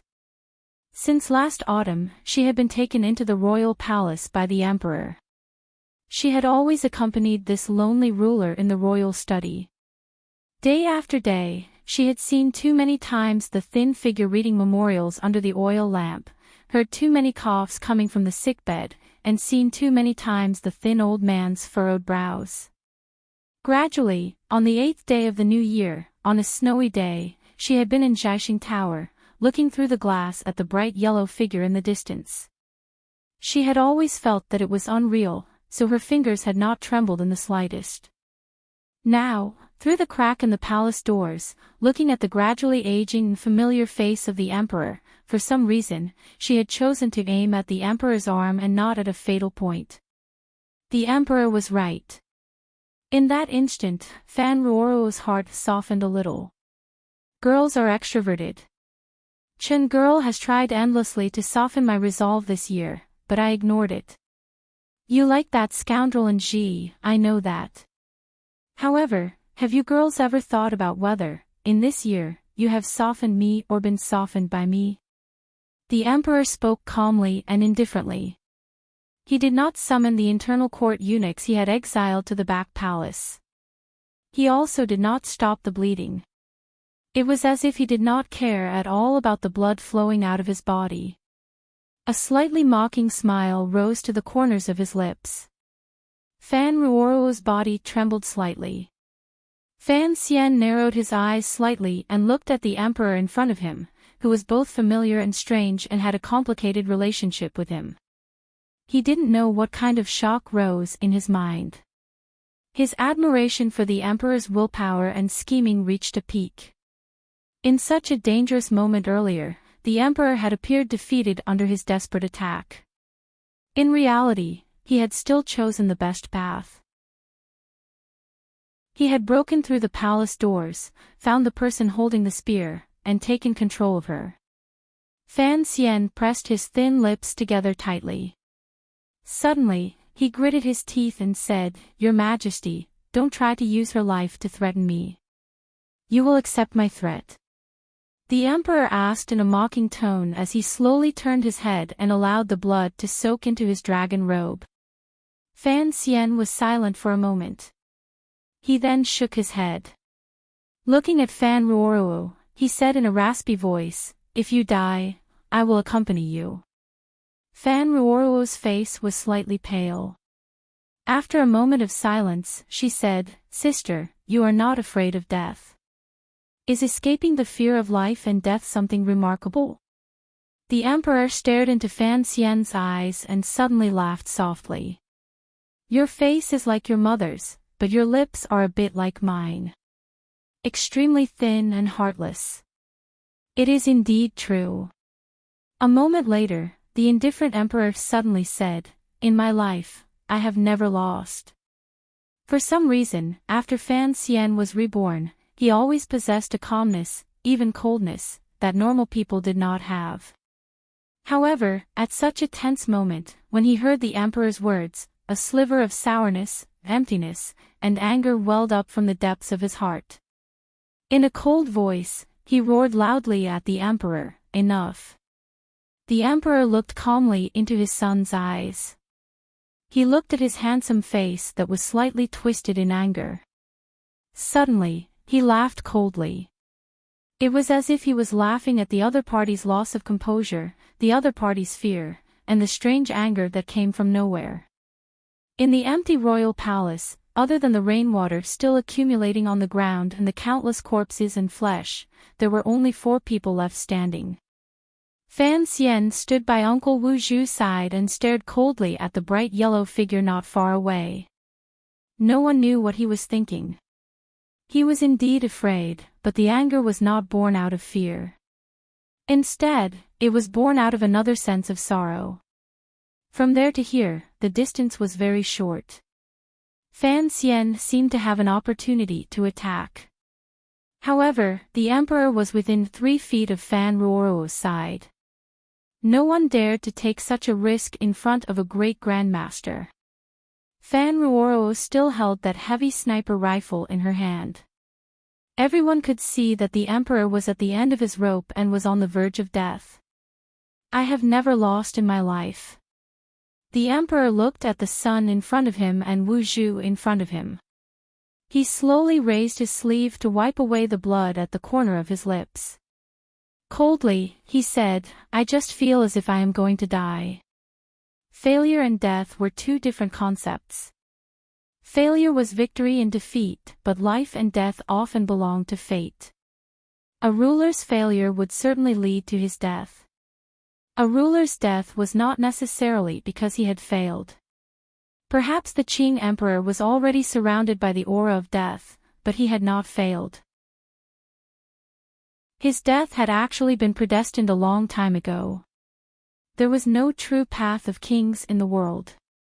The emperor's body had been disturbed by ruthless Xinqi these years, making it impossible for him to rest. The many things that had happened this year had allowed the Xinqi to find a way to harm him in his body. It quickly destroyed his life force and sped up the process of his aging. However, the emperor's slightly sunken eyes looked coldly at Fan Xian. He did not lightly speak of the truth that was destined to shock him endlessly. Even if I die, I will kill you, unfilial son. The emperor coughed, making him bend slightly. There was a faint unwillingness in his coughs. The Li family's kingdom is destined to unify the world. As long as you die, regardless of which of my two sons takes the throne, the world will still belong to the Qing kingdom. The raging flames of war outside Nanjing were only flames that forced Fan Xian to appear. Otherwise, if Fan Xian returned from the temple and went into hiding, where would the Qing emperor go to find him? However, if Fan Xian did not die, the great work of the Qing kingdom for thousands of generations would not appear. Even if the Qing emperor knew that his body was about to weaken, how could he be at ease? The situation today was just a ruler wanting to kill his official and a father wanting to kill his son. Who would have thought that the situation would change in the royal palace? In the lonely royal palace, the emperor faced all of the enmity alone. The emperor felt a bit tired. He looked at Fan Xian calmly and suddenly realized that the desire to kill his son was not as strong as he had imagined. Why was this? Perhaps the source of the emperor's desire to kill was the anger he felt because of Fan Xian's betrayal and not for the Qing kingdom for thousands of generations. An emperor without meridians and a heartless person. Once he became angry because of disappointment and moved, he was nothing more than a mortal. The emperor suddenly felt that if he died like this, he would probably be very lonely.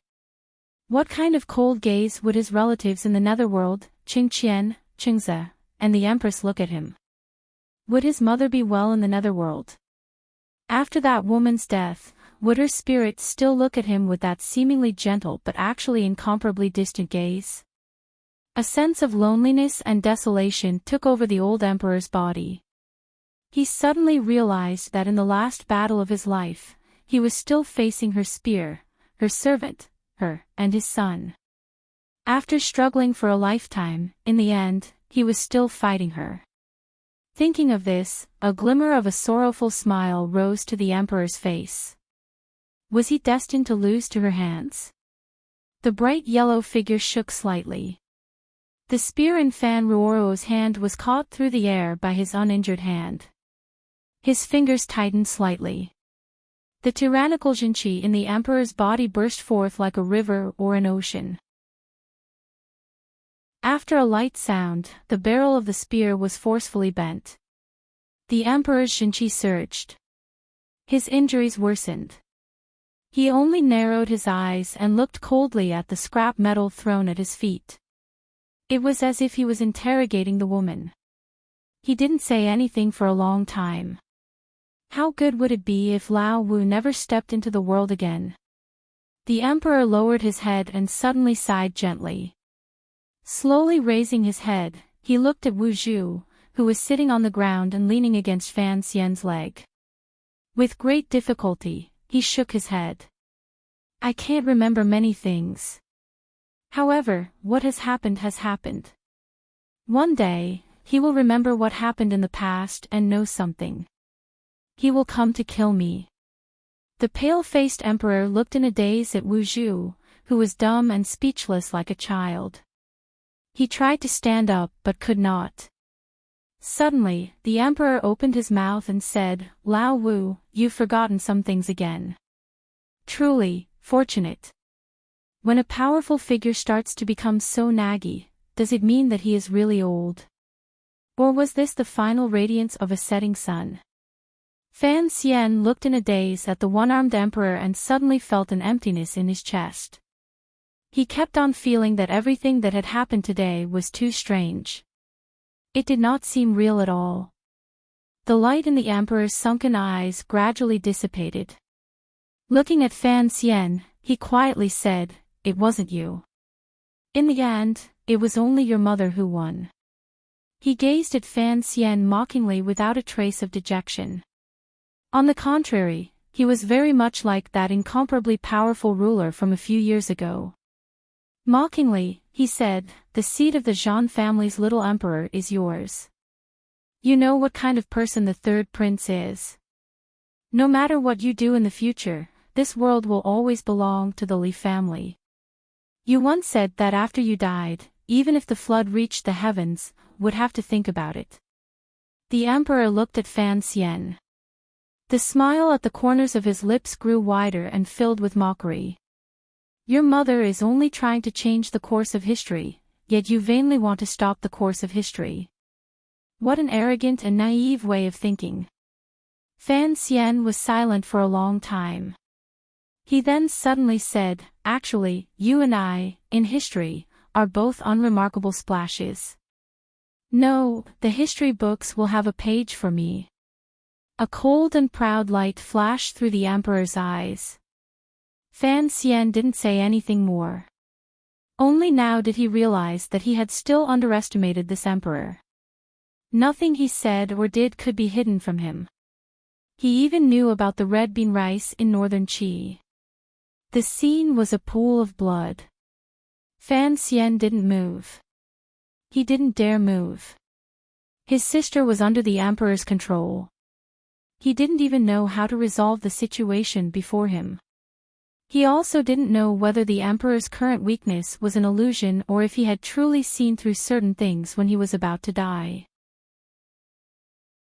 Fan Xian had an innate respect for the emperor. Even at this moment, he still felt this way. He didn't know whether or not the imperial army outside the palace would break through the backup he had left behind and forcefully open the palace doors. He also didn't know how the Shadow and Yi Zhong were doing. He also didn't know why Eunuch Yao's group still hadn't appeared. What chilled him the most was whether the emperor's counterattack before his death would have Uncle Wu Zhu, his sister, and himself accompany him in death. Even now, he still believed that the emperor had this kind of power. The emperor raised his head with difficulty and narrowed his eyes slightly. Separated by the palace walls, he looked at the blue sky in the east. It was as if he had discovered that something beautiful was about to happen there. He gazed at the sky. The wrinkles at the corners of his eyes trembled slightly. It was as if he had thought of something. His right hand, which was outside his long sleeves, curled slightly as if he wanted to hold on to something. The light in his eyes gradually gathered from the scattering. It was as if he wanted to see something clearly. Countless images flashed through his mind as if he wanted to remember something. No one knew the state of his body better than the Qing Emperor himself. Perhaps from the beginning of the snowy days on the 8th of the new year, he had foreseen that this day would come. This was not a debt repayment. It was fate. However, why did he still have such a powerful dissatisfaction in his heart? His extremely furrowed brows were like a question, endlessly asking a question to the blue sky that had been washed by the rain and appeared exceptionally clean. When he was young, he silently endured humiliation in a ruined manner. When he was young, he traveled the world with his friends and increased his knowledge. When he was young, he galloped across the grasslands in the White Mountains and Black Waters, leading countless men to conquer a large territory. He pointed his sword at the world and wanted to conquer an even larger country. His intention was to last for thousands of generations. He wanted to leave his name in the annals of history. However, all of this had to stop here. How could he be satisfied? He still had many things that he had yet to do. If the Qing Emperor knew that these people, such as Yi Qingmei, Wu Zhu, and Fan Xian, were actually not people of this world, would he sigh with regret that the heavens wanted him dead and that it was not his fault for fighting? He was just thinking. If there was no that woman, there would not have been Lao Wu who had followed her into the world. There would not have been Ji. Perhaps there would not have been the palace treasury or many other things. Could he not have conquered this country himself? No, he could have done the same. At most, it would have been a little later. So what if he didn't have the nameless martial secret? Something like a great grandmaster who dared to oppose him should not have existed, should it not? However, if there was no Yi Qingmei, perhaps he would not have had those truly happy days in his life. The emperor's brows furrowed. He forgot about the life in his body and sank into this question. Fan Xian had once raised this question in the little building. It was not until now that the emperor truly asked him. Perhaps it was because he had never dared to ask himself this question in the decades that had passed. He withdrew his gaze and recovered his calm. The dying emperor still possessed an unparalleled might and will. He looked coldly at Fan Xian and Wu Zhu in front of him. It was as if he could use the last of his life to burn their lives away at any moment. There was a long silence. Fan Xian once again wiped away the blood at the corner of his lips and watched each of the emperor's movements nervously. Even he did not realize that not only were his thin lips very similar to the emperor's, but his action of wiping away blood was also very similar to the emperor's. The emperor suddenly smiled. The corners of his lips curled up strangely. He then gradually restrained his smile. Coldly, he said, "Today, I know what is in the chest. But, there is one more thing I am very curious about in my life." He narrowed his eyes and gazed at Wu Zhu. Enunciating each word, he said, "I very much want to know what exactly is hidden behind this black cloth." The last target of the most powerful emperor in the world had chosen Wu Zhu and not Fan Xian. Perhaps it was because Fan Xian was his flesh and blood. Perhaps it was because he thought that Wu Zhu, an emissary of the temple that he hated, truly deserved to die. Perhaps it was because the Qing emperor had always believed that the matters of the world should always be resolved by the people of the world and should not have those dogsh *t gods interfere. Perhaps it was because the Qing emperor had discovered in that last moment that some of Fan Xian's indescribable actions were very similar to his own. In any case, his lightning-like hand split the air and attacked toward Wu Zhu's face while letting Fan Xian go. Fan Xian survived. In front of the emperor's last attack, his hand was shaken away like a leaf. It was completely unable to block it. He could only watch as the emperor's palm, mixed with the last bit of jinqi in his life, brushed viciously against Wu Zhu's face. With the emperor's brush, Wu Zhu's neck snapped abruptly and he fell backward. The black cloth fell. Time seemed to freeze in this moment. The piece of black cloth slowly floated down in the cool wind. A piece of black cloth covered the glass windows of the Overwatch Council to hide the piercing light of the royal palace. A piece of black cloth covered Wu Zhu's eyes to hide the sky. This piece of black cloth had been covered for countless years. It seemed that there would never be a day when it would be undone. For hundreds of years, thousands of years, tens of thousands of years, it had always been like this. Today, this piece of black cloth had fallen. Beneath the black cloth was a rainbow. A rainbow surged out from between Wu Zhu's delicate brows. It surged out from between his clear, lively, and perplexed eyes. In an instant, it lit up the square inside the royal palace and pierced through the bright yellow figure.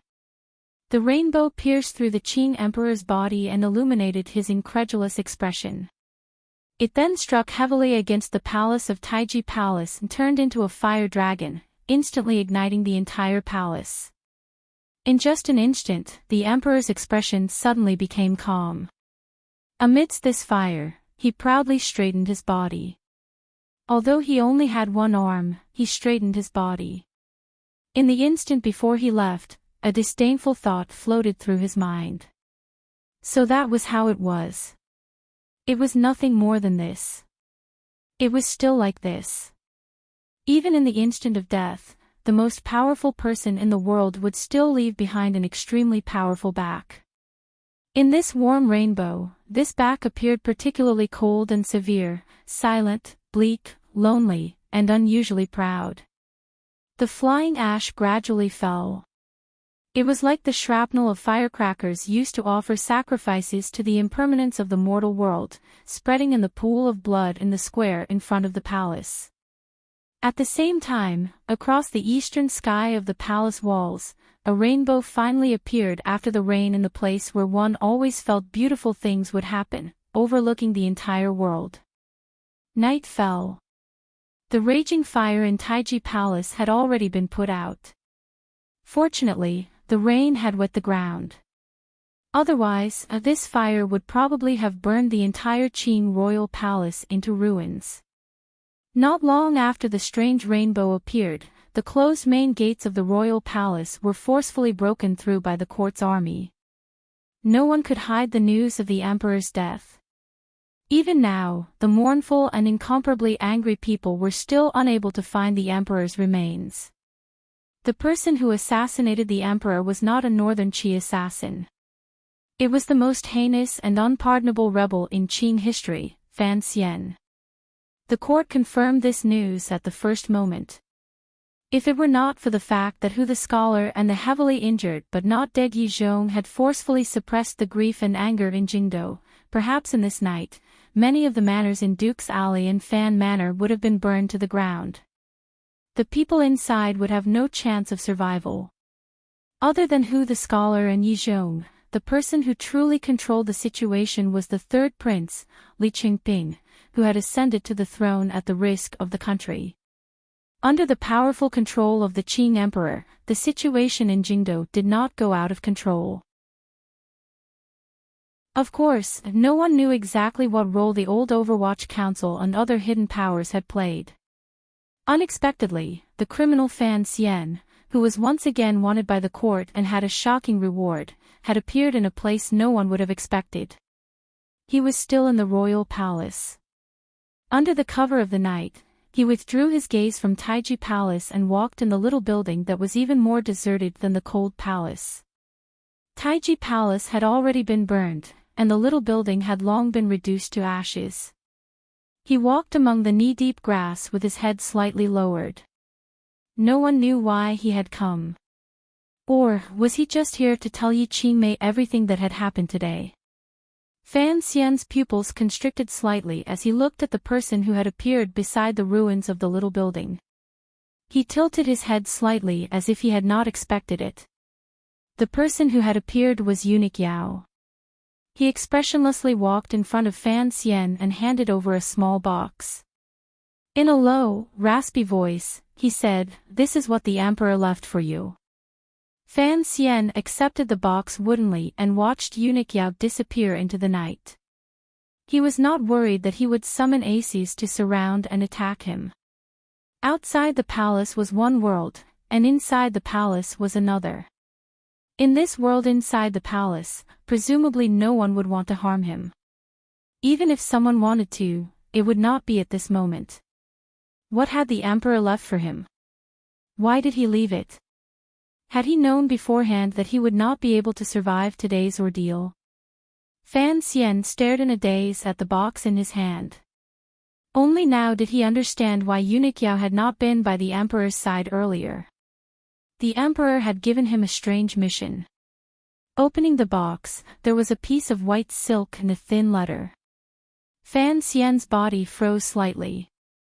He immediately recognized what it was. This was one of the three things he had seen under the Empress Dowager's phoenix bed when he had entered the royal palace at night. He had long copied one of the keys and successfully opened the box. The white silk and this letter were the other two. 4 years ago, when the eldest princess was rebelling in Jingdo, Fan Xian had once tried to find these two things again. In the end, he found that they were no longer in Hongguang Palace. Thinking about it now, the emperor must have placed them somewhere else. Later, the emperor knew that the key was in his hands, so he had only left this letter and this piece of white silk for him. Fan Xian used the tip of his finger to gently rub the surface of the white silk. Calming himself, he opened the unsealed letter and looked at it closely. Gradually, his brows furrowed and then relaxed. This was a letter Yi Qingmei had written to the Qing emperor. From the contents of the letter, he knew what the white silk was. This was the white silk the Empress Dowager had given to the witch Yi Qingmei to use to commit suicide. After Yi Qingmei received the edict in Taiping courtyard, she had sent this white silk, untouched, back to the palace and delivered it to the Empress Dowager's bed. Presumably, only Uncle Wu Zhu could do such a thing. Presumably, the Empress Dowager had been terrified that day, so she had kept this white silk to deepen her hatred toward Yi Qingmei, that witch. Other than narrating this matter with a mischievous and smiling tone to express her strong displeasure, there was nothing else worth paying attention to in Yi Qingmei's letter.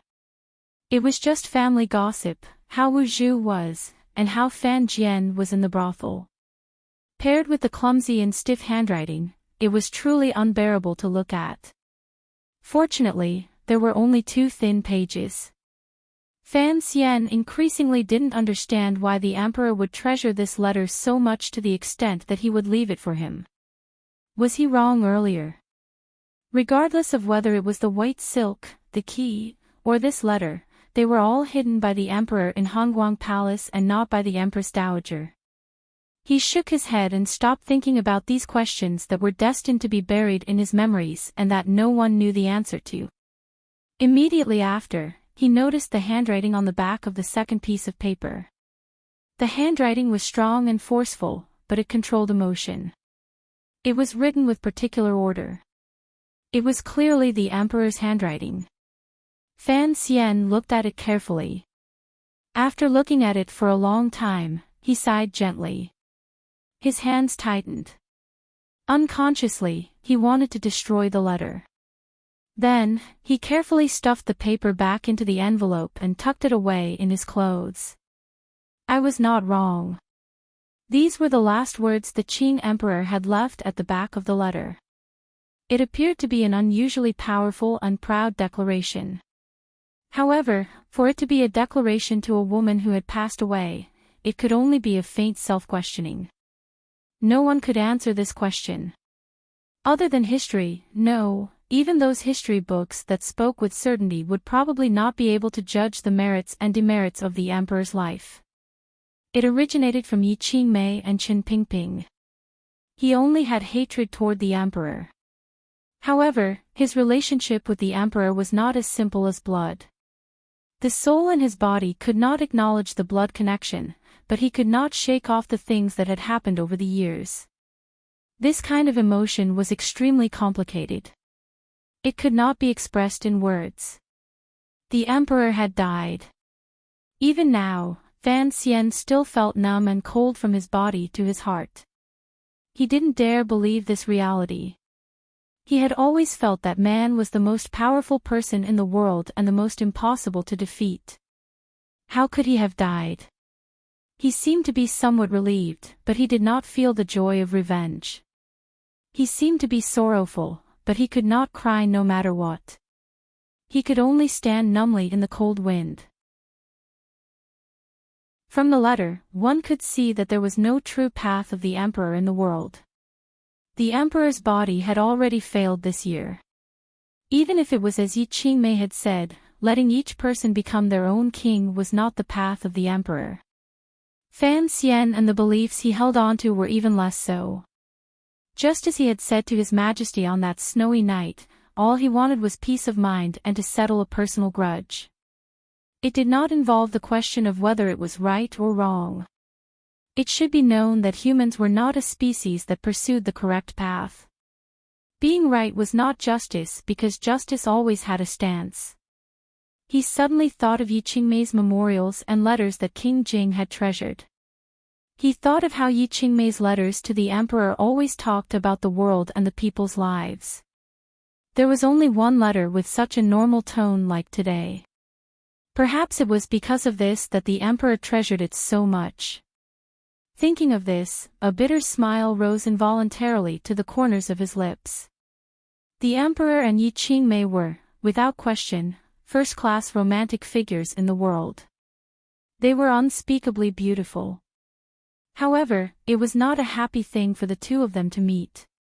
For the emperor to meet a woman like Yi Qingmei was also a kind of pain. However, for Yi Qingmei to meet the Qing emperor was even more indescribably sorrowful. Fan Xian stood woodenly in the night palace among the long grass, looking at the remains of the little building in a daze. Even now, he still didn't know where Yi Qingmei was buried. Now that he knew what his father had said back then, it was only a kind of comfort. The yellow-clothed woman in the painting in the little building had already turned to dust and gone with the wind. The emperor had also turned to dust and gone with the wind.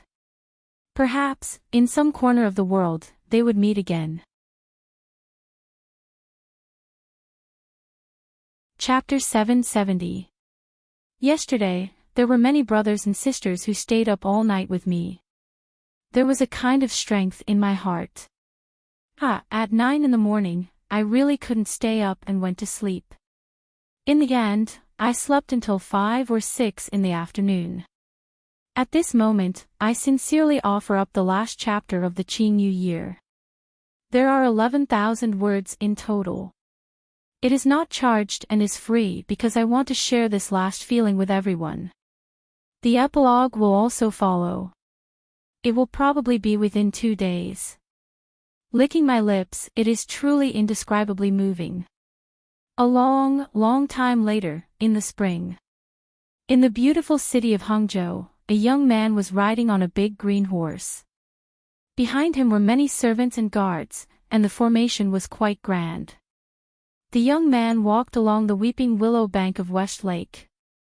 Occasionally, he would raise his hand to push aside the willow branches in front of him.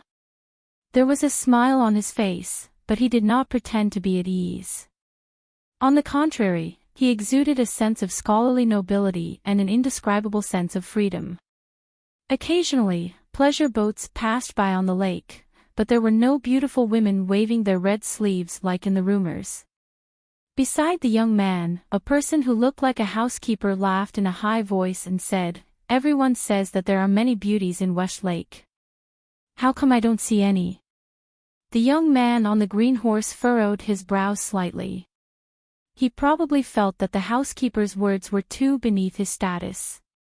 On another horse, a person who looked like an ace coldly said, "Baoyue brothel has opened all over the world, but there are people who fish in Westlake every day.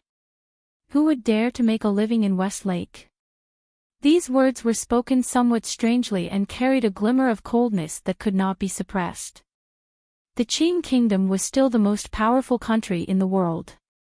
Although the Overwatch Council in Jingdo had been reformed and even the position of director had been removed, the emperor's supervision of officials had reached an unprecedentedly strict level. Relying on the abundance of the national treasury and the methods of a certain predecessor, he had greatly increased the salaries of officials.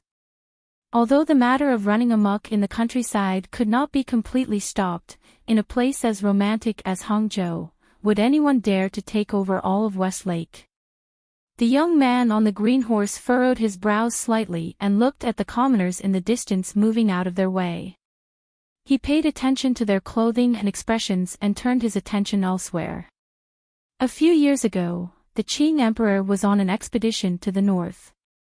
Unexpectedly, just as war was about to break out, a startling change happened in the royal palace in Jingdo. The Qing rebel Fan Xian entered the palace to assassinate the emperor. Unfortunately, the emperor died. Once this news came out, the world was shocked. The country was thrown into turmoil. The Qing Iron Riders, who had already attacked the walls of Nanjing, had no choice but to retreat. They let go of the delicacy they had already swallowed. However, they still occupied a large piece of northern Qi territory. The matter of the Qing kingdom's northern expedition was delayed. After the new emperor cleaned up the court, cultivated trusted aides, and regained the confidence of the Qing people, the northern expedition was still not brought to the table. It felt like it would drag on forever. However, northern Qi did not let down its guard because of the unrest in the south. Under the careful governance of the Zhan family emperor, the northern Qi kingdom prospered and prospered. The strength of the country was gradually recovering. If this stalemate continued, the Qing kingdom's next northern expedition would probably become particularly difficult. Everyone who knew about the details of the assassination that shocked the entire world, including the Qing court, kept it a secret. They only used the fastest speed to nail Fan Xian to the pillar of shame. No one had any doubts about this. After all, the present emperor was the emperor's own son. Although everyone knew that the emperor and Fan Xian had a brotherly and teacher-student relationship, it was impossible for him to let go of the hatred of his father's death. What everyone found strange was why the Qing court did not tie this shocking matter to northern Qi or Dongyi. Instead, they used the anger of the nation to directly carry out the northern expedition to the end.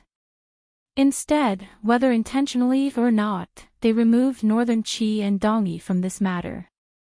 No one knew that the young man on the green horse was the present emperor of the Qing kingdom. Naturally, no one recognized that the ace accompanying him was the foremost ace of the Qing kingdom, the deputy of the Bureau of Military Affairs, Yuan. If the northern Qi learned of this news and knew that the Qing emperor and Yuan had appeared at the same time in Hangzhou, far from Jingdou, they would probably send out a large number of assassins to try their luck.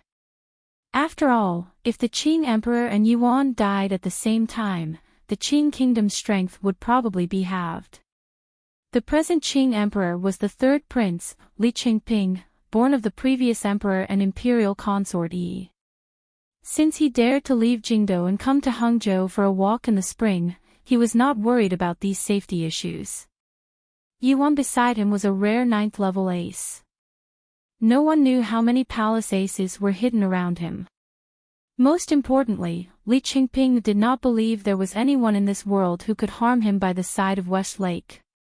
A dozen years ago, in the 6th year of the Qing calendar, I stayed in Jiangnan for an entire year.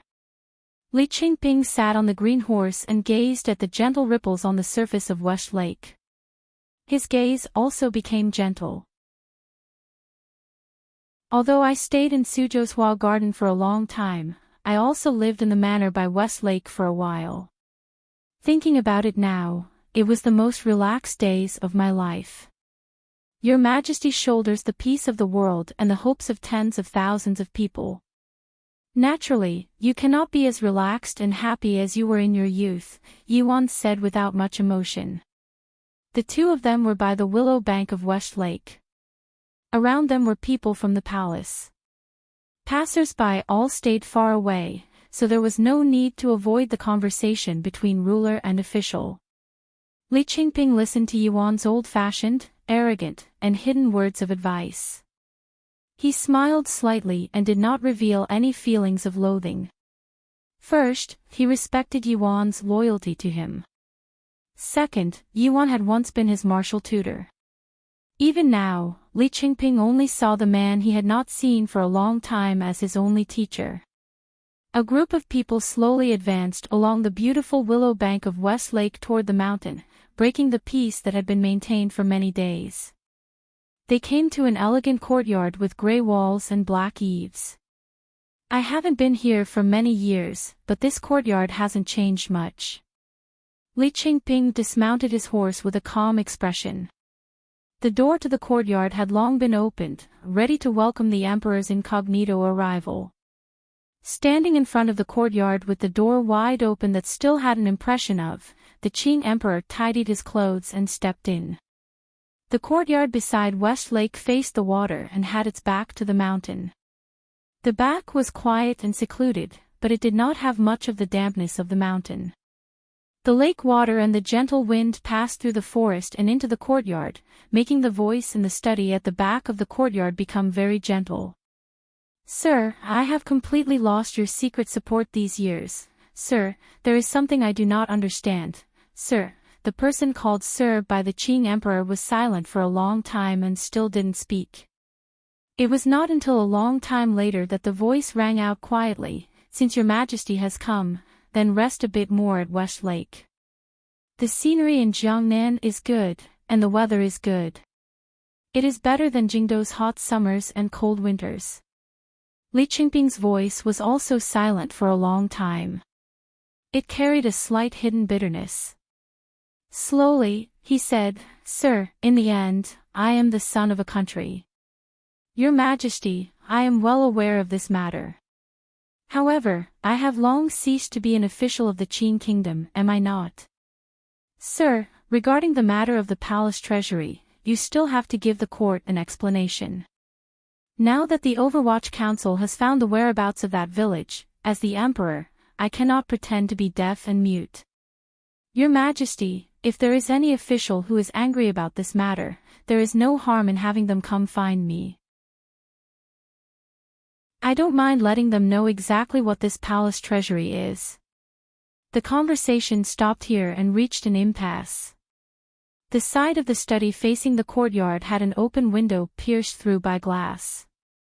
Fan Xian sat beside the bright table under the window and moved his gaze away from Li Qingping's face. Narrowing his eyes slightly, he looked toward the peach blossom tree in the courtyard.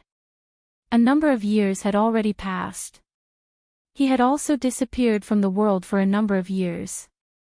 He had even disappeared from the discussions in the tea shops and alleys. Without a doubt, many people had already forgotten the Qin kingdom's immortal poet, powerful official, and final rebel. His appearance had not changed much. A number of years was not enough to add the color of wind and frost to his brows and hair. It was still the same as before. However, his expression was increasingly calm and unruffled, calm and unmoving. Li Qingping glanced at him and slowly raised the teacup in his hand. Taking a shallow sip, he did not purposely hide the worry between his brows. Yi Wan, who had been standing by his side the entire time, narrowed his eyes and looked at the person who looked like Tian Zhaoing. His brows gradually furrowed. It had been many years since he had seen this person. Although he secretly knew that this person was living comfortably in the world, Yi Wan was still unable to accept this reality. A rebel who tried to assassinate the previous emperor was actually able to live a peaceful life in the Qin kingdom. This absurd reality made it difficult for Yi Wan to suppress the anger in his heart. However, he knew that now was not the time to flare up. He still couldn't resist slowly saying in an icy voice, "Sir Fan Jr., in front of the emperor, it is best to abide by your duty as an official." Fan Xian turned his head and smiled. He didn't say anything. He knew Yi Wan's personality and his present position in the court. He also knew why Yi Wan had such deep enmity toward him. Duty as an official. If he had truly thought of himself as an official of the Qin kingdom, the things in the palace would not have happened in the past. It was not only Yi Wan who wanted to eat Fan Xian's flesh and sleep with his skin. Most of the loyal officials in the Qin court felt a powerful hatred toward the already disappeared Sir Fan Jr. In order to quell this hatred, the Qin court had long beaten the Fan clan into the dust. All of the Fan clan's property had been confiscated. It was not brought into the national treasury. It was handed to King Jing's manor to manage. Because the emperor's mother came from Duke Lu's manor, the Duke's ally was not implicated by Fan Xian. Furthermore, most of the Fan clan had long left Jingdo. Their property had been confiscated, but it had been handed to King Jing's manor. This could shut the mouths of most of the officials, but how could it truly harm Fan Xian? Fan Xian smiled calmly, warmly, and sincerely at Li Qingping and said, "It's been many years since I've seen your Majesty. Although court matters are troublesome, it's best if you stay for a few more days. He completely ignored Yuan. This was a kind of self-restraint, coldness, and confidence. Li Qingping smiled slightly and said, "That's fine. It's been a long time since I've seen Sister Chen and that pair of clowns." Fan Xian also smiled and said, "Shunning and Liang are probably practicing calligraphy with Cece right now. Your Majesty, go first. I'll come after changing."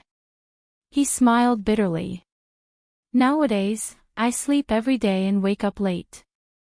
I have truly neglected them."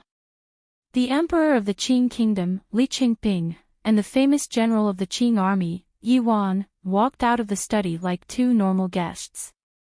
Fan Xian did not personally accompany them. This kind of treatment and situation was truly difficult to understand. However, Li Qingping and Yuan maintained their silence and did not show any anger. The conversation in the study earlier had completely expressed Fan Xian's attitude. The housekeeper of the West Lake Fan Manor humbly led the way in front. The housekeeper's appearance was delicate and pretty. At first glance, one would feel a sense of closeness to him. However, there were still a few acne scars on his face. It was a bit of a pity. Washed away by the warm and peaceful smile on his face, not many people would notice this. Walking along the quiet and beautiful stone path in the manor, Li Qingping looked at the back of the housekeeper in front of him and suddenly furrowed his brows slightly. He felt that the figure was familiar, particularly the way this person responded earlier. It had the deep style of a court. It made the Qing emperor think of an unimportant figure. Hongzhu. Li Qingping furrowed his brows slightly and called out probingly. "Yes, Your Majesty." The Fan Manor housekeeper's body froze slightly. He immediately turned around and bowed respectfully. Li Qingping looked at him with a strange gaze. After a long time, he faintly opened his mouth and said, "When Sir left Jingdo, he only asked me for you. I never understood. Unexpectedly, you were able to stay by his side the entire time." Countless thoughts surged through the emperor's heart. In the Fan Manor, he didn't say much. He only waved his hand and had Hongzhu lead him to the side yard. I am the dividing line at the end of the chapter. The Qing emperor, who was patrolling incognito, did not stay by Westlake for long.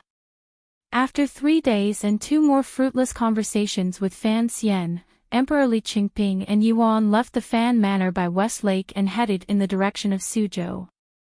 In the entire Qing court, only a few important figures at the very top knew that Fan Xian was now living in seclusion by Westlake. Xue Qing, who was still the governor of Jiangnan Road, also knew. After Li Qingping ascended to the throne, he had rotated the governors of the 7 roads under heaven. However, he had never touched Jiangnan Road. One reason was because Jiangnan Road was of utmost importance to the Qing kingdom. The other reason might be that he had the thought of using Xue Qing, a powerful figure, to check and balance Fan Xian, who was living in seclusion. Amidst the sound of horse hooves, Li Qingping's expression was calm. After a long silence, he suddenly said, "When Sir took Hongzhu from the palace, I thought it was as the rumor said, that Hongzhu was the head eunuch that Sir hated the most. I couldn't bear to see him. Now I find that Hongzhu is actually one of his people." Li Qingping's brows furrowed slightly. He also changed the way he addressed Fan Xian from Sir to Sir. Presumably, the exposure of Hongzhu's identity had made the most powerful ruler in the world feel a faint sense of unease and anger. Who would have thought that he had hidden so many people in the palace? No wonder he could enter and leave the palace unhindered. Nothing in the palace could be hidden from him. In the end, even father lost to him.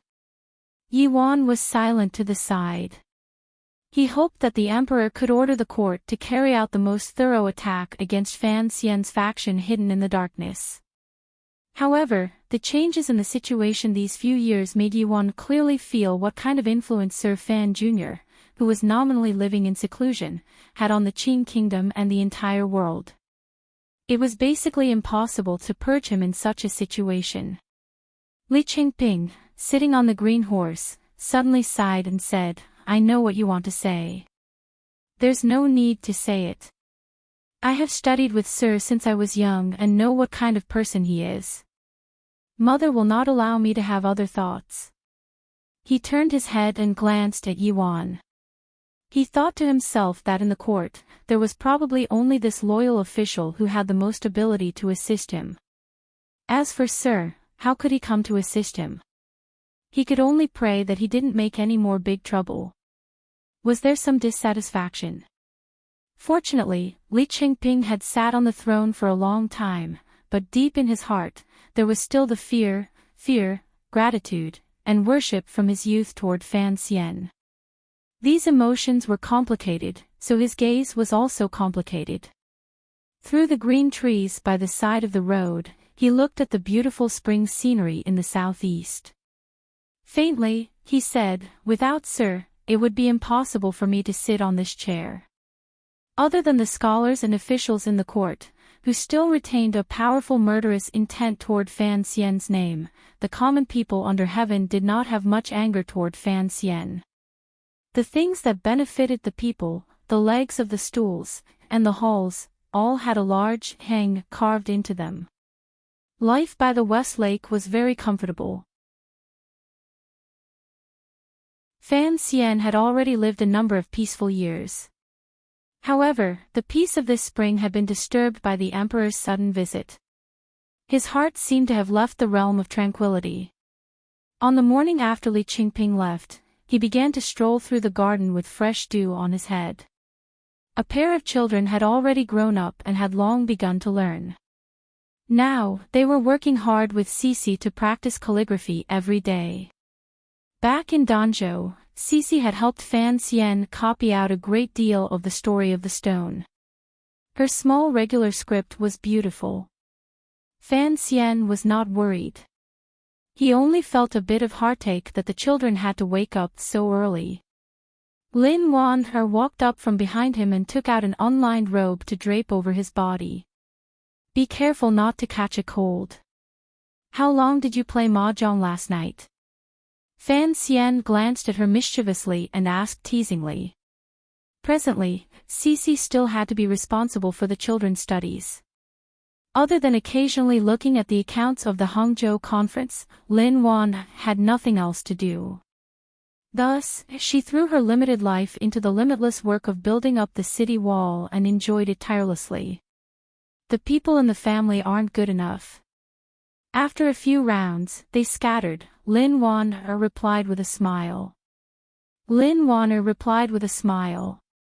She looked like a young married woman in her 20s, but her smile was still as bright and gentle as before.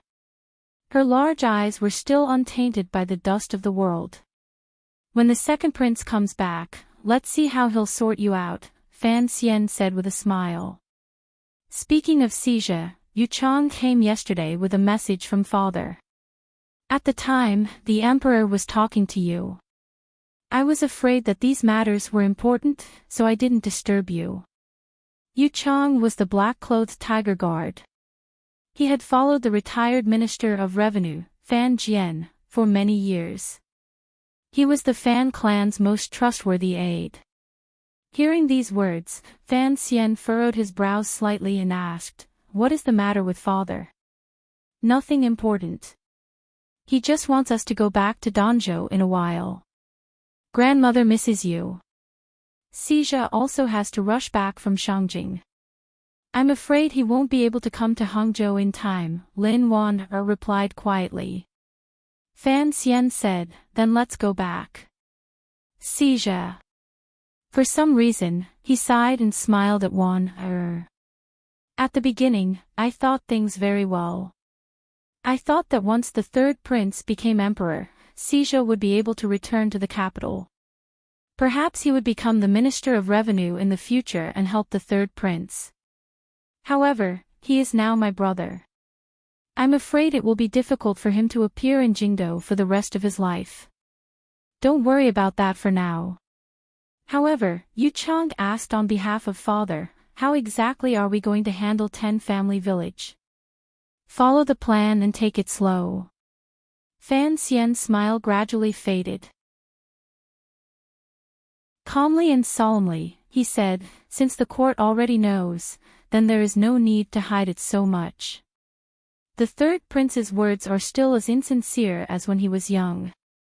He is clearly worried to death, yet he refuses to make things clear. Since it is so, it is not good for me to say too much. Speaking of the emperor, your attitude toward him these 2 days is truly problematic. Didn't you notice Yuan's dark face? Lin Wan said with a smile.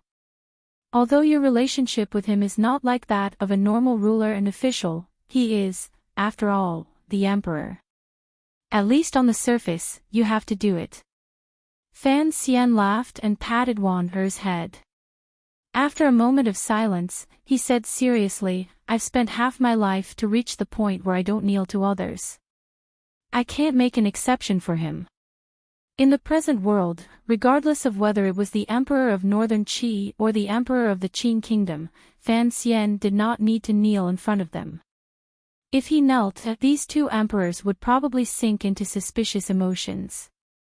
The third prince has grown up. He should have his own thoughts. The couple walked into the depths of the bamboo forest and headed toward the white stone protrusion in the distance. As they walked, Fan Xian spoke. A complicated smile rose involuntarily to the corners of his lips. Last year, he chased old Dai out of the palace. It was all because of me that old Dai kept his life. It could be said that the third prince gave me some face. Ho Ji Chang has also been used by him. Fan Xian passed through the bamboo forest and stood in front of the white stone protrusion. Calmly, he said, that won't do. Although his words were simple, they revealed a glimmer of unquestionable power. Lin Wan looked at the side of his face in a daze. She did not think that her husband's words about interfering with court politics were that unbelievable. In the years after the Qing emperor's death, the power related to Fan Xian seemed to have been completely confiscated and scattered by the court. However, those who truly understood the inside story knew that if Fan Xian wanted to, he could still use a powerful power. Although Lao Wang has retired, Ziyu is still working in the capital. I'll leave this matter to him. Haven't you never wanted to interfere with the Jingdo court? Why are you doing this time? Aren't you worried about angering the emperor? This matter involves Ji Chang. This is the emperor trying to anger me. As for the matters of the court, I have no right to interfere. However, if he is trying to test my bottom line step by step, I don't mind pushing my bottom line a bit further forward. Fan Xian looked at his wife and said, I understand the third prince better than you. None of the Li children are simple. After saying this, he turned his head and looked calmly at the white stone protrusion. In reality, it was a grave. Chen Pingping's grave had been set by the side of the beautiful West Lake. After the Qing emperor, there was no one else in the world who could contend with Fan Xian. Li Qingping could not either. Fan Xian's power was too vast and scattered throughout the world. Even the incomparably powerful Qing emperor had his hands and feet bound by Fan Xian and could only fight a 2-person battle, much less the present Li Qingping. Fan Xian had the greatest money house in the world in his hands and the loyalty of the remaining 8 ninth-level aces of the Sword Hut. He still had countless spies and trusted aides in the palace treasury. The Ming family Xia Qifei controlled was still the largest royal merchant in the Qin kingdom. Fan Xija's business in northern Qi was still the largest supplier of palace treasury smuggling. The little princess in the northern Qi royal palace was his own daughter. Lady Ning, who had been under house arrest in the palace, had been brought to Dongyi a few years ago. Going with her was the great Wang Fei, Ma Suosua, and the young lady of Governor Wang's family, Wang Tong. The year before last, the great prince had returned to the capital to see the emperor. Everything was as usual. The present Dongyi belonged to the Qing kingdom in name. In reality, it was still an independent kingdom ruled by the great prince and Fan Xian. Wang Tong had followed Prince Heching's manor and moved to Dongyi. Wang Jikuan could no longer continue in the position of Yanjing governor. After Commander Yuan had been stabbed by the shadow and grieved over the emperor's death and the chaos in the Qing kingdom, he barely managed to maintain order in court for a while before bidding farewell and leaving. Following the retirement of these two elders, the Qing military began a process of renewal. Yuan formally stood on the stage in Jingdo beside the emperor's dragon robe. However, this process of renewal could not be completed in a short period of time. Other than these reasons, the most important reason Fan Xian was able to have a position equal to, or even higher than, an emperor was his past history and the powerful martial support he possessed. The people close to Fan Xian had woven a large net under the heavens, one link after another. Regardless of who wanted to harm him or harm one of the links, they would probably welcome Fan Xian's attack. Everyone knew of Fan Xian's power and ruthlessness. Presently, the world was very peaceful. Fan Xian looked calmly at Chen Pingping's grave and the white jade soaked in dew. He was silent. It had been a while since he had come to see the old cripple. If the third prince had not brought back some of his past memories, perhaps he would not have come today. Presently, Fan Xian lived very well. His subordinates, family, and friends also lived very well. Shi Chanli and Sang Wen were already married. The swordsman who had once taken a blow from Fan Xian in Baoyue brothel had disappeared.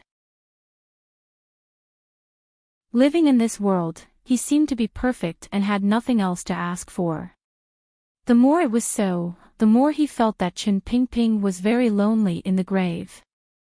Although the white jade outside completely covered up the dark shadow this old man was born with, it was unable to warm Fan Xian's heart a little. Chen Pingping's grave did not have a monument.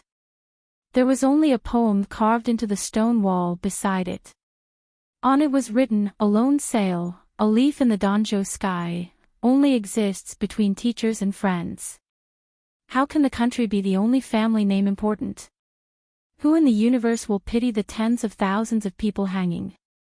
A black rider soars into the sky for 3,000 li. A lonely garden with a head of white hair for 20 years. There is no saying that when autumn comes, one's body grows old. I laugh at the heroes who are not idle." A book written by a book friend. I stole it but forgot the name of the original author. Please forgive me. I am very sorry. Each time Fan Xian sensed his transcendence in this world and his peace after the emperor's death, he stopped to read this poem and would always think of many things from the past. In reality, the strike that truly destroyed the emperor was not the rainbow in the palace or his attack. Perhaps it was the endurance he had begun many years ago and the old cripple's betrayal in the end. It was this strike that finally caused the Qing emperor to open that ugly scar of many years. He walked down from the altar and became a mortal person. Only then did he give so many opportunities to those who came after him. Fan Xian was silent for a long time. He plucked a small yellow flower beside the bamboo forest and gently placed it on the grave. He then turned and left. Life at Westlake was leisurely and free. There was nothing worth writing about. The only thing that made Fan Xian unhappy was that for the sake of the people he had to take care of, he seemed to be unable to retreat and hide. Even if he wanted to travel overseas to find the true Western continent, it seemed that it would be impossible to realize in a short period of time. After all, if he were to leave this continent, who knew how many more disturbances this continent would create? This was not narcissism, nor was it arrogance. Instead, it was the legacy of the predecessors and the encounters in this life that created this incomparably brilliant yet incomparably helpless situation. In the many years at Westlake residence, the only small incident that had occurred was probably Fan Wuzhou's assassination attempt. This last remaining member of the second prince's 8 generals had endured for many years in order to avenge the second prince and his colleagues. In the end, he had even thrown himself under He Zhongwei's wing. Unexpectedly, he had still been captured by Fan Xian. The Overwatch Council did not kill this person. Instead, they followed Fan Xian's wishes and exiled him. Unexpectedly, this person had once again found an opportunity to assassinate by Westlake. Of course, Fan Xian did not die. He also did not kill him. Perhaps it was because he felt that life was too boring. Or perhaps it was because he respected this kind of stubbornness that he knew he could not do it but still did it. There were singers dancing. A clear and beautiful song echoed through Westlake Fan Garden. Fan Xian's family sat scattered in the garden, eating fruits, chatting, watching the dance, and listening to the song. The older singers in Chen Garden had been allowed to marry retired subordinates of the council. The ones left in Fan Garden were still about 16 years old. They were very young and inexperienced. They preferred to stay by Westlake to play. Seeing the inexperienced dancers, Fan Xian couldn't help but sigh in his heart at the old cripple's sharp eyes. When Chen Garden left the capital, these girls were probably only 10 years old. How could Chen Pingping see that they were destined to be outstanding beauties? The singer was Sang Wen's sister. This girl, who had sung for Chen Pingping for a long time, seemed to be in a bad mood. She was only willing to stay in Fan Garden and occasionally sing songs that shocked the flowers and sighed the moon. In the spring of the 4th year of the Qin calendar, Ting Zijing sat in front of the street and drew a few circles. He didn't say anything. His heart was miserable. He thought to himself, what kind of appearance did the young master of the Count's manor have? As the song began, Cece, who was sitting by Fan Xian's side, spat out a mouthful of tea. Lin Wan also couldn't resist laughing as she hit Fan Xian's shoulder. She thought to herself, in the entire garden, only he could write such an absurd phrase. Ting Zijing and his family, who were sitting by the side of the gate, looked at each other, particularly Ting Zijing, whose hair was gradually turning gray. He couldn't resist stroking his walking stick, thinking that the young master was too evil. When he went to Danzhou to pick up the person, how could he not be afraid? Who would have guessed that the handsome young man would end up like this? Fan Xian narrowed his eyes and examined Ting Zijing's awkward expression. His mood was very good. His pride gave birth to some happiness. He thought to himself, you are too immature. You refuse to become an official even if you are beaten to death and only want to stay in the manor. Otherwise, if you become a provincial official and I change the name of the province to Bailing, wouldn't that be perfect for a great work to come out?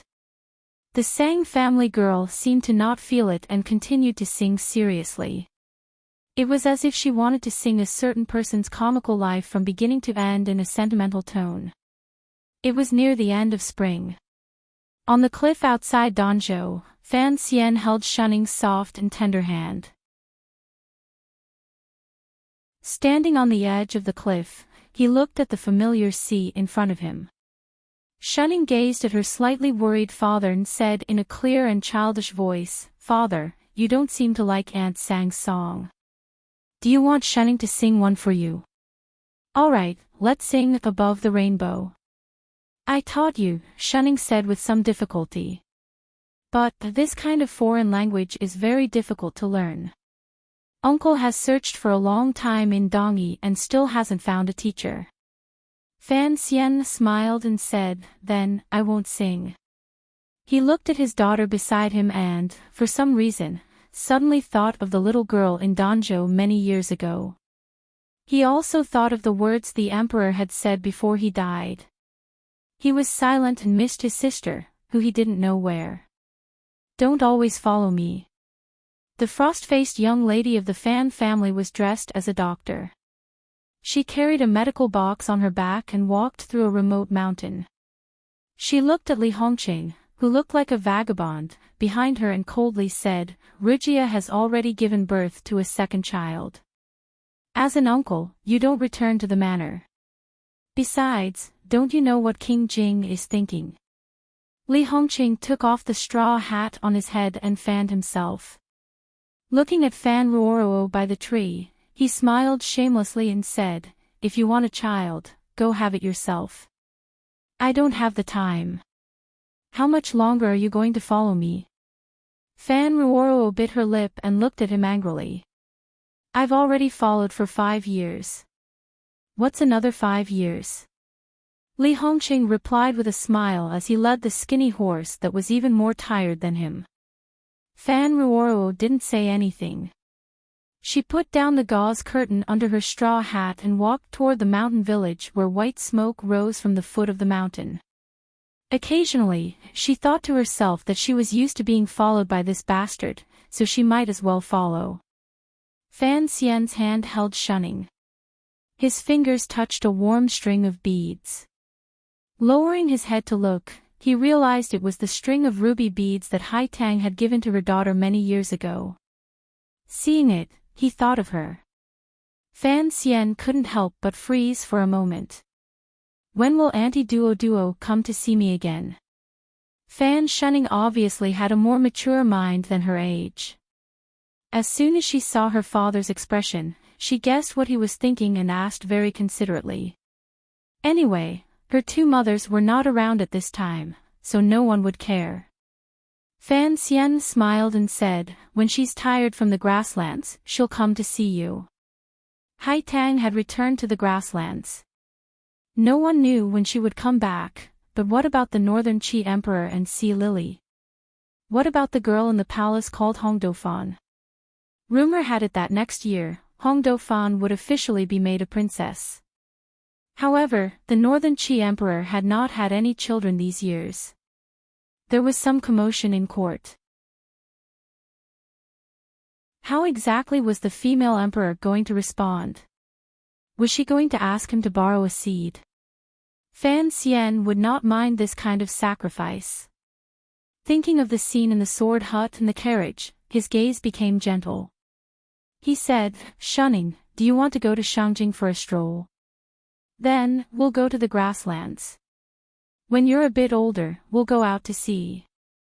"Sure," Shunning cried out excitedly. Fan Xian's gaze landed on the surface of the sea below the cliff. Suddenly, he saw a ship heading toward the harbor. In front of the deck stood a person holding a green banner. Standing in the fierce sea wind, he looked confident and at ease. 13th Wang had come. Fan Xian's body froze slightly. His eyes were moist. Boundless gratitude rose in his heart. Since 13th Wang had returned from the north, Uncle Wu Zhu, who had been recuperating on Dong Mountain, should not be far from returning. Fan Xian truly missed that piece of black cloth. In order to hide the hot tears in his eyes in front of his daughter, Fan Xian turned his body and gazed at Danzhou on this side of the sea. He looked at the residences in the city and thought of the time he had once spent there. He then thought of his life after leaving Danzhou and couldn't help but be silent. In the distant Danzhou, he saw a lot. Sister Dong was no longer selling tofu, but Brother Debao sat in front of the door and used his gaze to take advantage of the passing girls. The general store had been closed the entire time. There were no clothes hanging on the balcony facing the salty sea wind. No one shouted that it was going to rain because it was indeed not raining. Many people had left, but many people had stayed. Many things had changed, but even more things had not changed. Fan Xian sat down and held his daughter in his arms, gently rocking her. Shunning narrowed her eyes and looked at the foam on the sea and the gradually approaching ship. Suddenly, she asked, "Father, just what kind of person was grandmother?" Fan Xian was startled and didn't react for a long time. In his heart, Yi Qingmei had always been an exceptionally intelligent and beautiful young girl who had walked out of a fairyland. The yellow clothing on the painting did not resemble the young Yi Qingmei. Yet, at this moment, in his daughter's mouth, she was already his grandmother. She was the daughter of a little immortal who snuck off from heaven to play, Fan Xian said to his daughter. Fan Xian jokingly said to his daughter, later, I got tired of playing and went back. I can't find her in the world anymore. Fan Shunning giggled and said, Father, you're lying. Everyone says you're an immortal poet. If grandmother returned to heaven, why didn't you? Fan Xian scratched his head and suddenly thought of the name the emperor had bestowed upon him many years ago. Smiling, he said, perhaps it's because many of my thoughts are different from hers. I am just a useless commoner.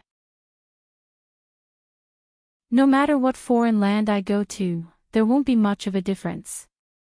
The sea breeze brushed against his face, dispersing the shy smile he was about to reveal.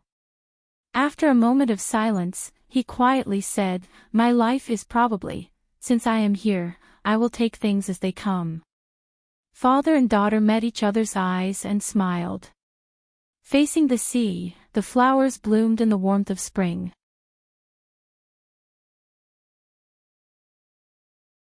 Chapter 771.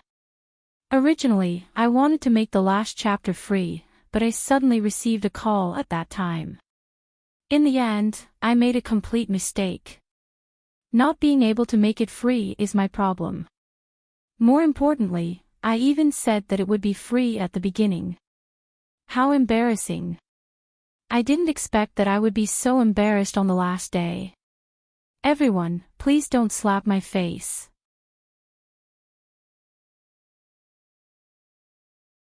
Chapter 772. Please allow me to explain why the epilogue dragged on for so many days.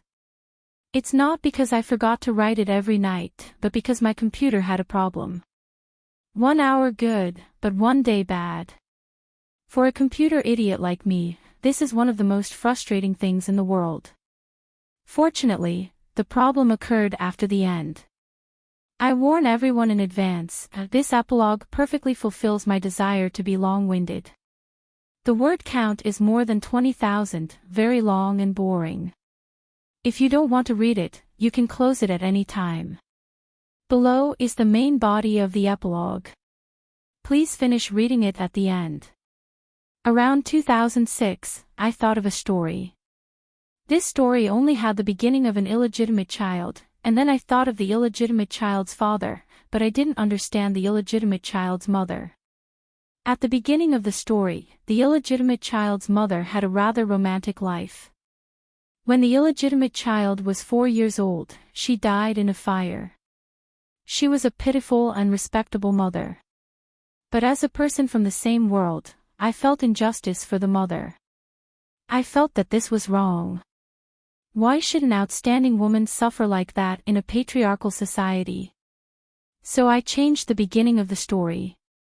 At the very least, the mother had to have a good life first. After I finished writing Vermilion Bird, at the end of April 2007, when the flowers were really blooming, I began writing Qin Yu's Year. I started this epilogue this way not because I wanted to tell everyone that this story started with Yi Qin Mei, but because the first thing I thought about was the illegitimate child. This illegitimate child did not need to think about it. He naturally appeared and stood in front of me, ready to enter the story and act as the main character. Everything about Fan Xian, and why I didn't particularly like him, will be discussed later. At this time, I will first talk about the course of writing Qin Yu's Year in the past 2 years. 2 years was not a short period of time. It took up quite a lot of time in my life. For those of you who have been reading novels, you must have felt the same way. But I guess what everyone felt was that Qin Yu's Year was like a nanny who helped cook and wash clothes at home every day, and a rather beautiful one at that. Watching, chatting and gossiping, naturally, she could not reach out to do anything. However, when this little nanny broke the bowls or the washing machine and made us unhappy, we could scold her or teach her a lesson or two. Of course, most of the time, we would still praise her for her neat work. I think it was because she was beautiful, just like how I liked the little nanny in Growing Pains. Spending time with everyone was the greatest use a novel could have. It was like a beautiful housekeeper. Just hanging around in front of everyone was quite good. After all, we didn't care about household chores, just like how we didn't need to care if there were any profound words in the Qing New Year, or if there were any reflections on life. Because there weren't any. I just wanted to write a story to pass time for everyone. After accompanying him for a long time, there would naturally be feelings. He started writing the story at the end of April 2007 and officially published it on Qidian on the 1st of May. Many things happened in the past 20 months. At this moment, I began to recall my memories. I can't forget fighting for monthly votes in the new book month because I've never been so nervous and tired in my life. Actually, now that I think about it, I didn't write much. Maybe it was just the pressure. A friend came from afar and accompanied me for a few days. Finally, I managed to save some manuscripts in the new book month. Oh my God, I saved manuscripts. What kind of abnormal achievement was this for me? The chapter of Romance of the Ages had its flaws, but I was too lazy to care. A novel might need to be logical and consistent, but I never thought that was the most important task. The most important task should be to make my friends who read the book happy, and to make my own writing happy. But to be honest, I didn't like the chapter one wrote. Again, I was under a lot of pressure at the time, but there were some sentences that I liked. From the first day I published the book, I told everyone that since I'm already in the novel, I should be more careful in certain aspects. In the first volume, I said that things like copying poems have always been seen as a great poison. But I always felt that if there were benefits, why wouldn't I want them? What's more, from the beginning of searching for Qin Ji, this hobby of mine has always been the same. The things I write are often praised or criticized as pretentious.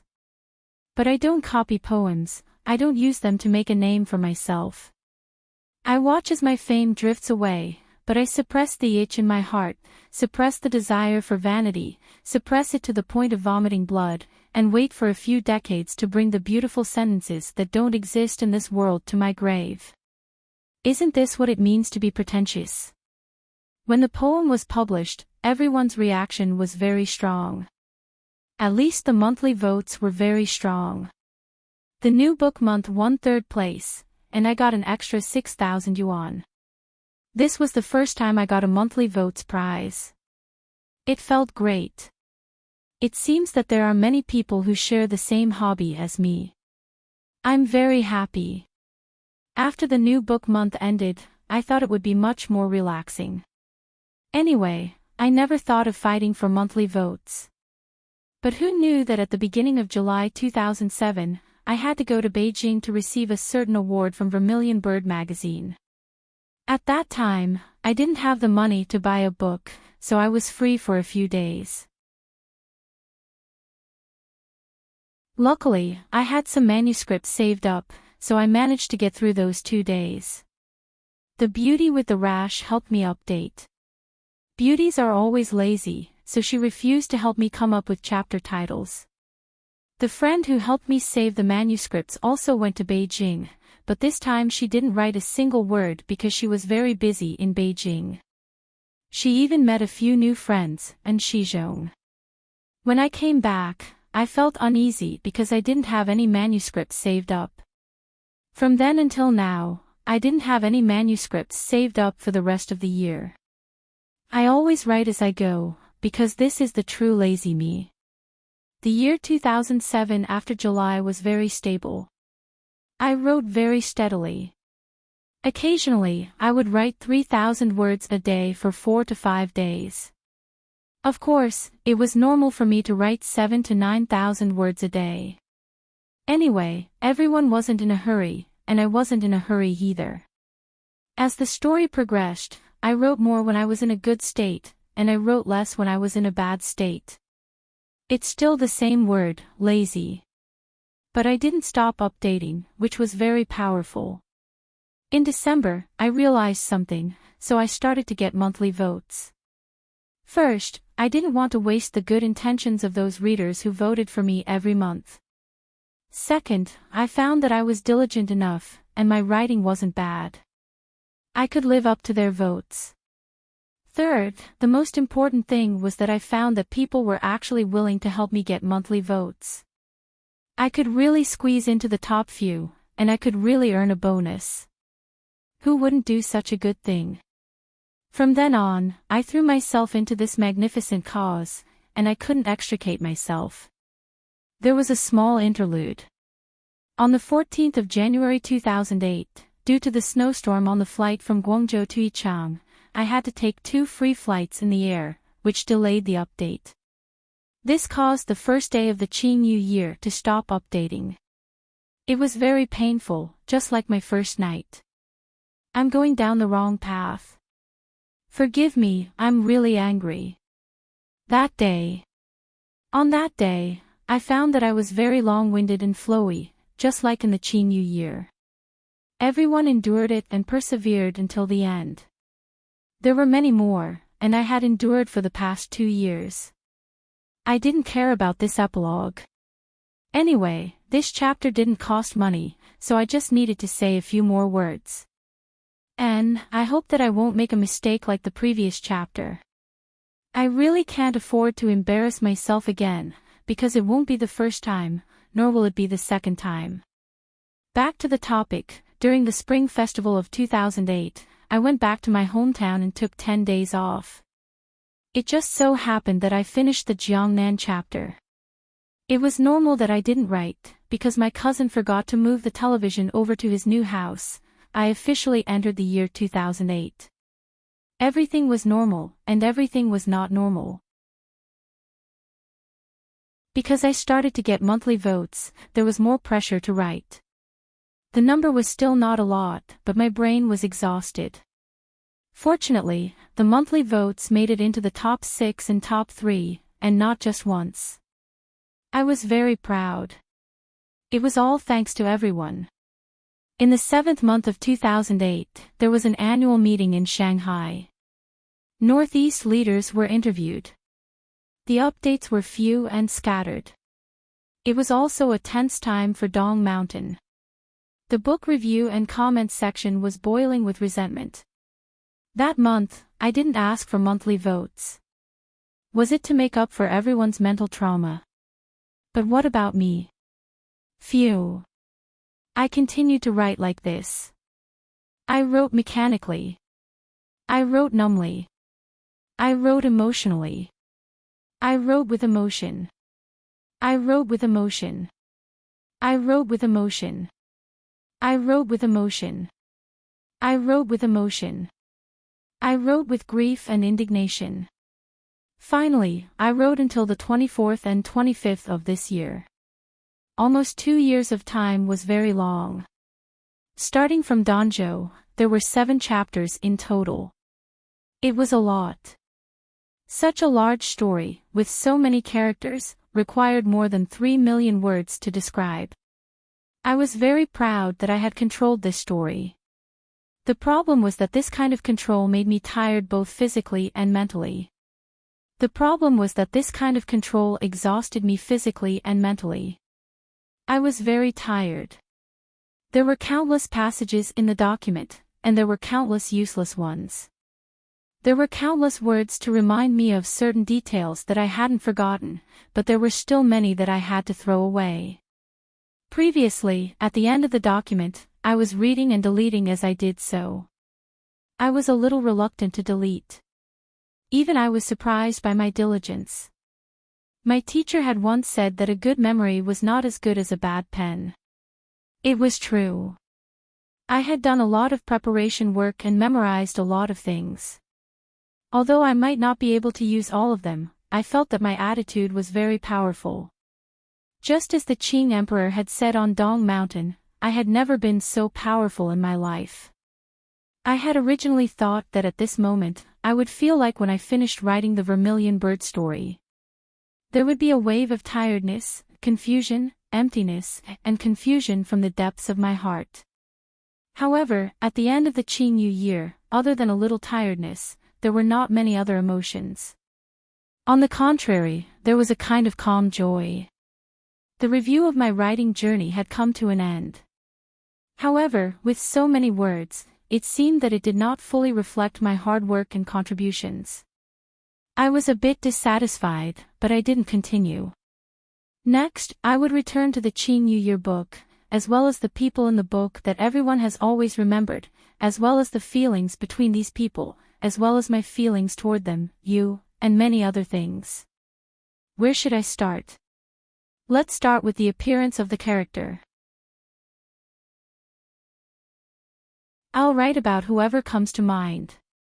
If there are characters I don't remember, then forget it. The young patient lying in the hospital is called Fan Shen. He hasn't graduated from university yet. He says he is still a virgin, but he is about to die. Yes, this is the male lead of the Qing New Year story. As for his previous life, I didn't describe too much.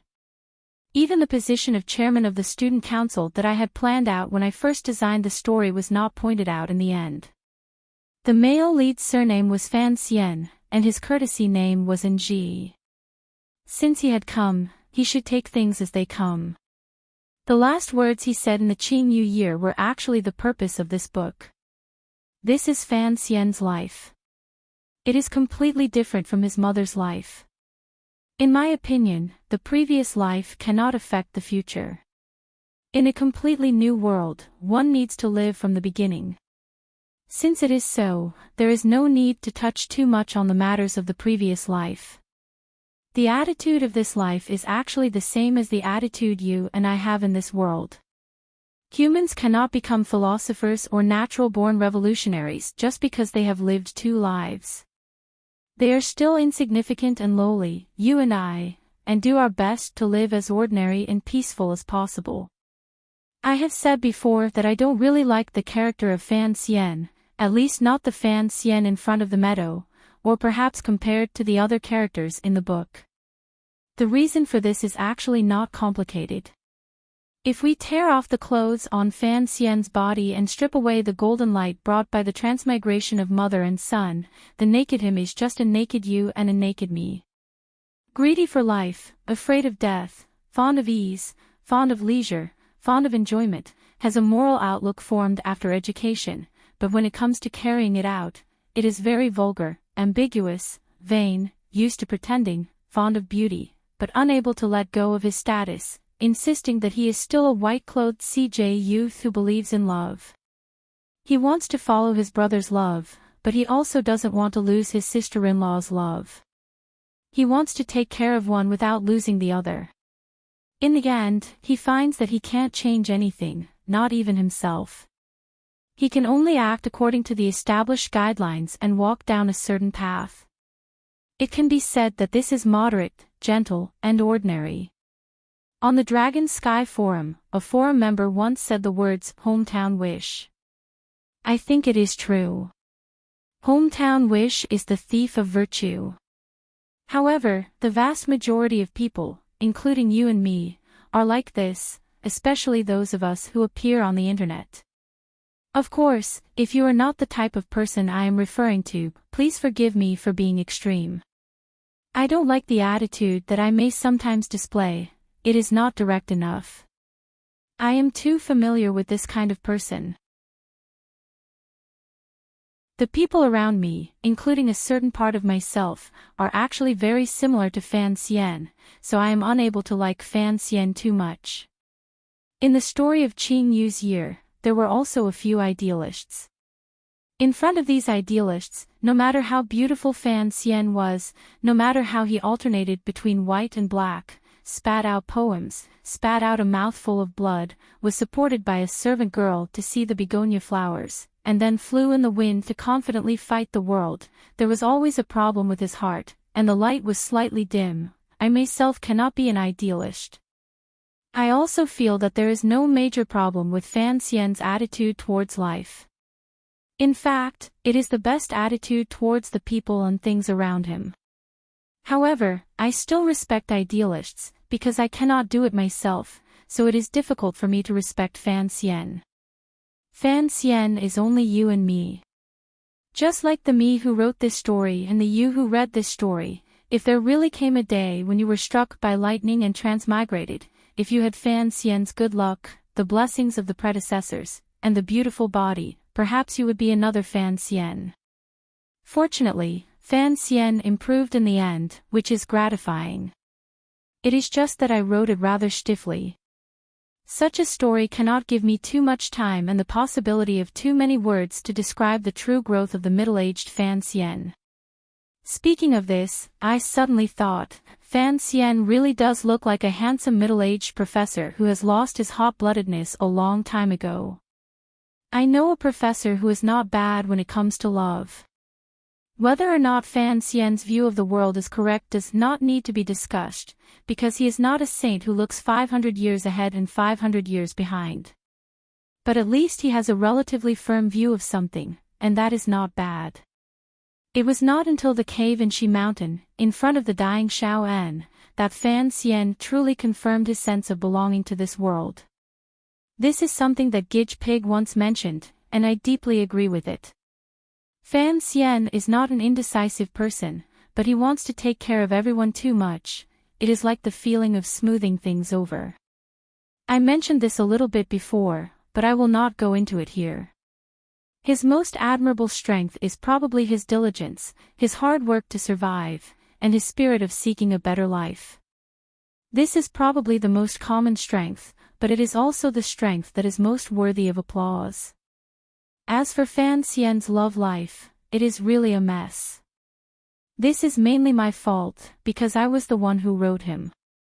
Based on my understanding of men, who are creatures with the lower half of their bodies, once they are reincarnated into a society like the Kingdom of Qing, especially with Fan Xian's background, it is only logical that he would have a maid at 12, a maid at 13, and a maid at 14. Then he would go around the world, poor and virtuous, rich and have a large number of wives and concubines. It may not sound good to female readers, but it is true. A nicer phrase would be nothing more than saving the world's pitiful orphan girls, lingering around, spoiling others, constantly searching for a partner on the road of revolution, a partner whose outlook on life and the world can keep up with his footsteps, so it is my fault. I clearly know that I love beautiful women, but I still believe in this thing called love. So I arranged for Fan Xian to enter the Temple of Qing and see his fiancée nibbling on a drumstick. I wrote it very happily. How could I let go of a woman like Lin Warner? How could I not be moved by this kind of love story? I thought of Zhang Mingming's song. It is my fault again. I also like the new and never get tired of the old. In an evil society where men are allowed to have a few women, I can't help but let Fan Xian meet a different kind of woman, a woman who revisits the past, and every one of them is very happy, because things that cannot be done in reality are put into novels. This is the true meaning of fantasy, and I am no exception. Either it is more straightforward, like that old hoodlum Duanjing Chen, or it is to see men as a gelding, proudly standing among the grassland horses, only lowering his head to rub against the ones beside him. Fan Xian wants both. As the saying goes, in the later years of a hoodlum, he will also shed tears when reading love letters. Fan Xian's attitude towards love is slightly better than Zhang Wuji's, and much better than a man with 3 bad habits. He probably won't hate me too much. Let's talk about Fan Xian's feelings towards men. Please note, there is no gay burning factor here, just a few words. From the wedge, it can be clearly seen that he is a person without parents, so he has some hidden Oedipus complex. So even if Yi Qingmei is not much older than him, even if the emperor does not seem to be a good father, even if Fan Jian has nothing to do with him, even if Qin Pingping can never have a son, even if Wu Zhu is about the same age as Qin Pingping, but as he tosses and turns, Fan Xian's feelings towards these men have finally been born. Because we are all very practical people, if someone is good to you, you will naturally be good to them, remember they're good, and thus develop feelings. Of the men mentioned above, apart from the really ugly teacher Fei Ti, they all treated Fan Xian very well. Some people might say what the Qing emperor did to the newly born Xian and so on. Thinking about it from a different perspective, the feelings between men need time to develop. The Qing emperor had once told Fan Xian in the little building that when Fan Xian was in Danzhou, the Qing emperor often heard news of him either through Chen Pingping or Fan Jian. A person like Fan Xian, who knows how to pretend to smile shyly, is easy to like. After seeing more, hearing more, and knowing more, he will develop feelings. Perhaps one could make a horizontal comparison. Everyone would find that the Qing emperor's trust and love for Fan Xian was truly not something his sons could compare to. For one, it was because Fan Xian really knew how to pretend. From before the Hanging Temple, he had truly tricked the great emperor. For another, it was probably because the Qing emperor felt guilty and had thoughts of shifting his affection, so the Qing emperor treated Fan Xian very well. Naturally, this was for the Qing emperor, who was an evil gathering of royal power. It was not to be compared to a normal father. Fan Xian's feelings for Yi Qingmei were rather complicated. This was not clear. The book said a lot of superficial things, so I won't go into specifics. What else was there to say about Fan Xian? It seemed that there was none. Oh, right, about his abilities. His abilities are actually quite good. After all, he is the male lead. Wu Zhu, the cute bamboo doll, the cold bamboo commander, the forever black-masked youth, and the rainbow in his heart that no one knows about. There is nothing much to say about Wu Zhu because I like him very much. If I praise Wu Zhu too much, I will go to hell. If I cover my face and say, the reason Wu Zhu is called Wu Zhu is because of the pronunciation of Yu Zhu. If you know, then you know. If you don't know, then let the shameless me go. I just want to talk about the matter of Wu Zhu and Yi Qingmei. The rainbow in his heart, enshrouded in thousands of years of ice and snow, burst forth from the little girl who, to this day, had appeared in the temple for some unknown reason. Yi Qingmei had allowed a fresh soul to be born into this world. What was Wu Zhu's feeling toward Yi Qingmei? To borrow from the comment of a great book friend, it was, without question, Wu Zhu has the least affection for Xiao Yezi. To her, he only has cold metal promises.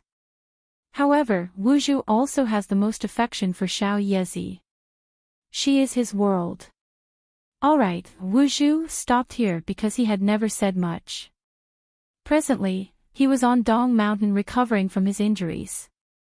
He didn't know if the materials 13th Wang went to the temple to steal would be enough for him to live for another 500 years. Chen Pingping was the third character to appear in the wedge. From then on, everyone should know his importance.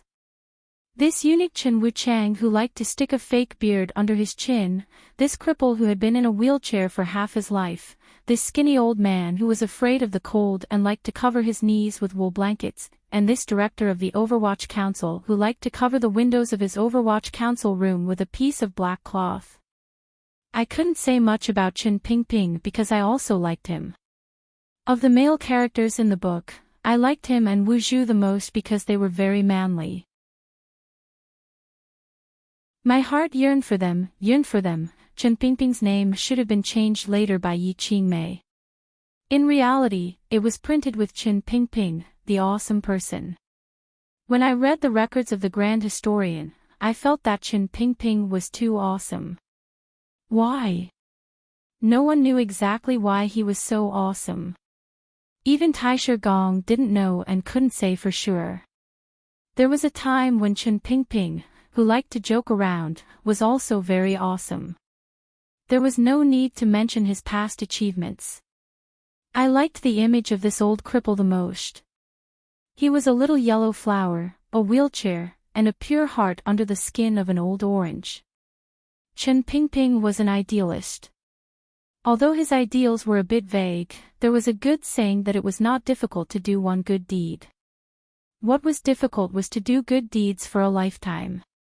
It was not difficult for Chen Pingping to make a conspiracy. What was difficult was to make a conspiracy for a lifetime and still live for the brightest thing in his heart. What was it that shone in Chen Pingping's heart? It was not the conflict of ideas, nor was it the peace and happiness of the common people. It was definitely not the prosperity of the Qing dynasty. It was the promise of the past. He remembered someone's good deeds. He was more disdainful of being a slave than Fan Xian, a modern man. He firmly guarded that woman's shining ideals. Guarding someone else's ideals for a lifetime was idealism. I didn't have any regrets about the description of Chen Pingping in the book because it was written with great care. It had reached the limit of my ability. I felt that I had not let Chen Pingping down. From the beginning, I had set up his ending. I didn't have any sudden thoughts. I only respected him and fulfilled his wishes.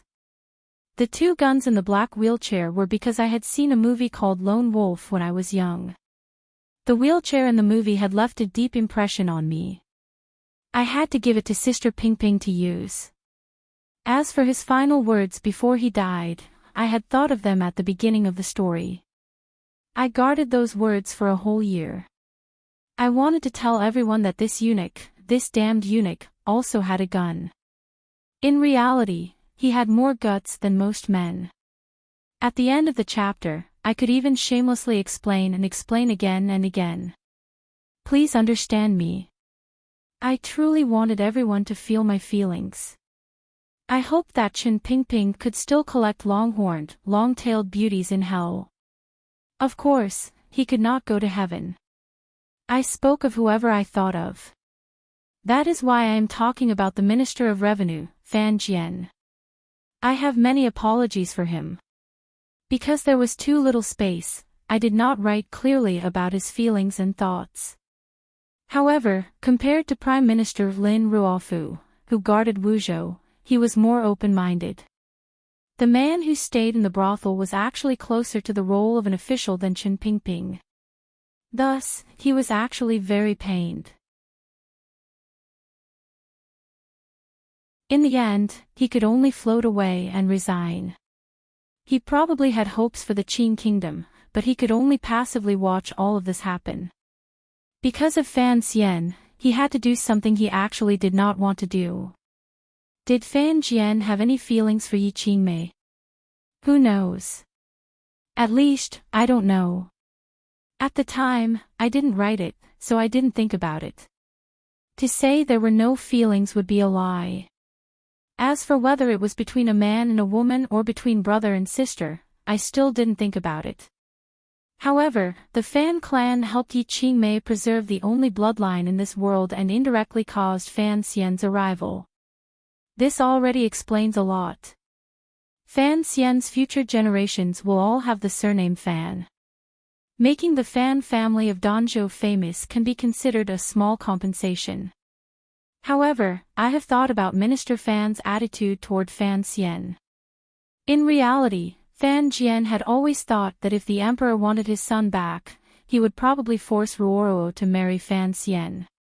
Don't forget, when Ruoruo was still very young and her health was very poor, this Count Sinan had sent his only daughter back to Danzhou.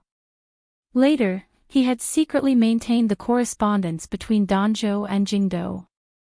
Why was this? Unfortunately, in the end, Fan Xian returned to the Fan clan's ancestral hall. While Minister Fan was gratified, would he also feel a little disappointed? I always thought that many middle-aged men might have some kind of fantasy.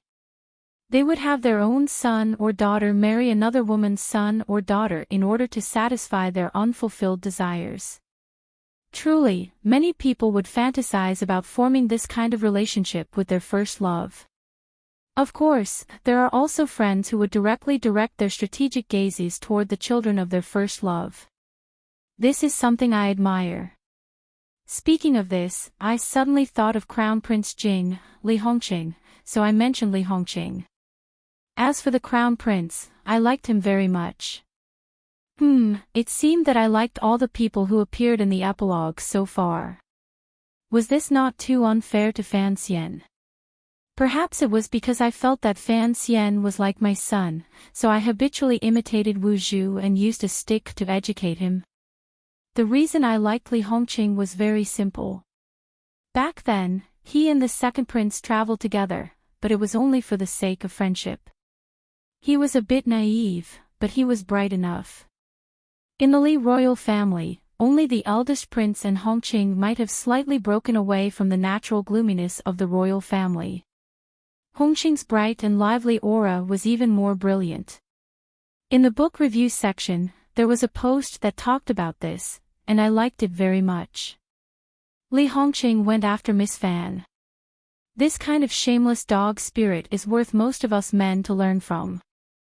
As for the friends who hoped that Miss Fan and her brother would be together, they could all imagine the female doctors after the age of 30.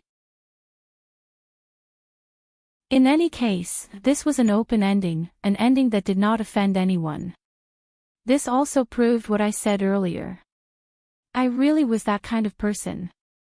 The Crown Prince, the second prince, and the Great Prince did not say too much because the first two in the book had already dissected it before they died.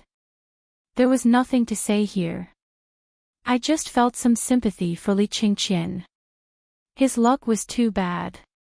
His fate was not good. His father was too strange. His father always thought that everyone in the world was like a cockroach like him. As for the second prince, it was just as he said. He worked hard to the end and found that he had become the biggest joke. What an absurd reality this was. In the world of the Qin kingdom, there were no real precious jade or fake precious jade. There were only two young people who were very similar. Because the paths of their lives were different, they gave birth to completely different fruits. The great prince wished that he would be filial to Lady Ning in Dongyi and unite well with the great princess, Wang Tong, and Ma Suosua.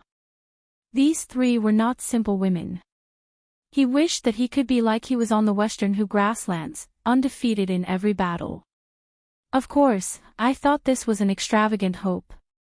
This person, who had given Fan Xian the most crucial support at the most critical moment, could not hope that Fan Xian would continue to help him with family matters in the future.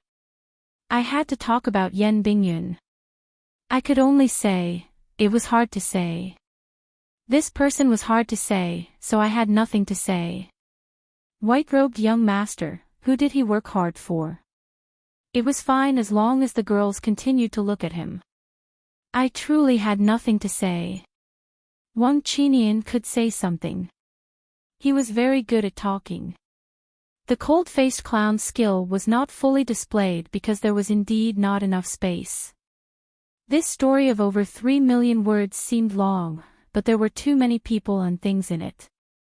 However, as Fan Xian's most trusted person, the first leader of the Qinian unit, and the best supporting character in the world, he already had glory. Don't forget the keys, chests, and many, many secrets that no one in the world, including the Qing Emperor Chen Pingping, knew. While he couldn't sleep in the middle of the night, did he also feel excited? It was as if he had returned to the days when he was a great bandit at the border of the three countries. The name Wang Qinian was the idea of flying general. He had aimed at it a few years ago on the illusory sword and felt it was very good. When he wrote this story, he used it. As for the three great grandmasters, it was truly impossible to say. Just as the Qing emperor had said, they were monsters that should not exist in this world. With such monsters above all living things had to look up to them. Their necks would easily get sore, and the incidence of cervical spondylosis would decrease. However, the benefits were not obvious. If Ku he was not called Zhan Mingyue and was the great-uncle of the northern Qi royal family, if Dongyi was not Sigurjian, and if Yi Luyun was not raised to be such a mischievous person, how much trouble would these three great grandmasters have caused? Standing above all living things, they probably wouldn't care about the lives and deaths of all living things.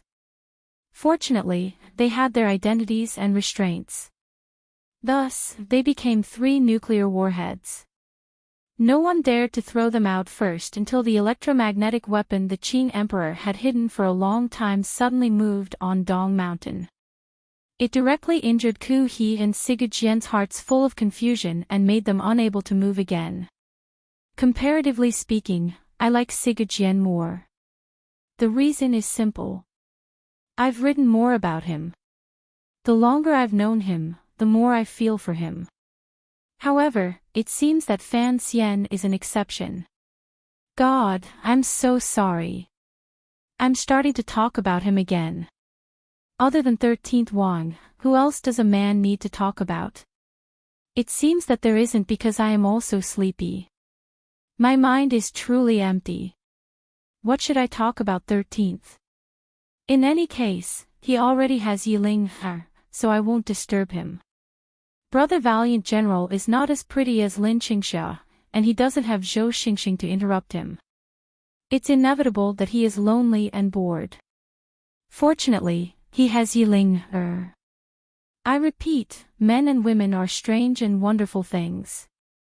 Snapping my fingers, I thought of Brother Shadow. However, Brother Shadow is a shadow. He is floating behind us, coldly and expressionless as he looks at your computer screens. After talking about men, let's talk about women. First, I will talk about Fan Xian's women. They may not be his women, but in my position, they are all his women. Everyone says there isn't enough drama, but women come. I put my hands together and smiled as I thought, I've endured it. I've truly endured it. There aren't many female characters in the year of the Qing dynasty who can truly leave a deep impression. This is something that can't be helped. War, revenge, and conspiracies will make women walk away. Only those women who don't need to walk away will continue to appear in front of us. Returning to the main topic, I will first talk about Lin Wan. Yes, Fan Xian's official wife, the illegitimate daughter of the eldest princess and Prime Minister Lin, the niece that the Qing Emperor dotes on dearly. Her nickname is Yi Chen, and her cheeks have baby fat. Yes, I wrote based on Lin Yi Chen. When I began writing the year of the Qing dynasty, I was madly in love with her, just like when I began writing the Vermilion Bird, I was madly in love with Zhang Liangying. Please don't use this to criticize me. I always thought that for a middle-aged man to have such a strong interest in variety entertainment and to be able to like one young woman after another on television proved that this middle-aged man was a very good fellow. For example, the narcissistic me. I also liked the character of Lin Wan. Because I liked her, I cared. Thus, the meeting in the Qing temple and the plot to enter the room were all carefully thought out and written. Even the cumin wind by the lakeside was still something I liked. If I could, if I was allowed, I was even willing to write the year of the Qing dynasty into a romance novel. In reality, I really did want to write a romance novel like the one Shi Si and Yu Qing wrote. However, the subscriptions were slipping, the monthly votes were being chased, and the book review section was crying boredom. Big Brother was watching me, and money was tempting me. Thus, Lin Wan's appearances became fewer and fewer, and her sense of existence became weaker and weaker. In the story of the year of the Qing dynasty, she lived miserably in the cracks and passively accepted everything that was placed on her. This was a very sad thing, but no one could change any of this. I won't hide it from everyone. When I wrote about Jiangnan and Jinghua, I had tried hard for Lin Wan's sense of existence, but I still failed. There was nothing I could do. At that time, I was truly a bit unhappy. Thus, I complained to the leader, who thought I was sucking up to her. I said these words at this time because I truly felt sorry for Lin Wan, so I bowed in apology.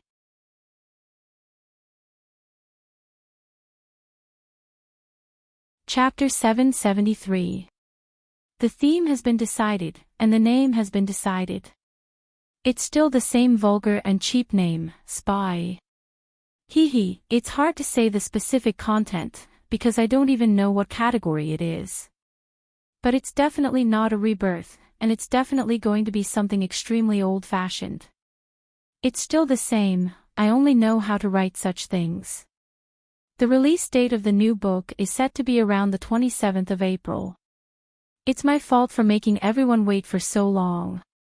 I originally wanted to start writing it on the 1st of April, but I still had something to do. I still had something to do on the 10th, and even today, I still have something to do. Furthermore, it's all family matters, so I'm very sorry. Vermilion Bird has ended, and I've spent a long time in between. At that time, I said that I saw a life and death contract, a wedding, and the birth of a child. It was very stimulating. Now that 2 years have passed, I realize that life is still the same. I'm not pretending to be a petty bourgeoisie like many people say. It's really a midlife crisis, and I need to hurry and earn money. Although I said I'm in a hurry to earn money, I still dragged it out for so long. What a lazy cat, but it's definitely a serious cat. So it seems that the matter of stockpiling manuscripts has nothing to do with me. On the 27th, my fingers started to type. I hope that everyone who has been waiting for so long will give me enough face and call out to me softly. I can't guarantee that the new book, Spy, will be good, but I can guarantee that I will try my best to write it well and seriously. I have confidence in it, and everyone has confidence in me too, because we're all narcissistic.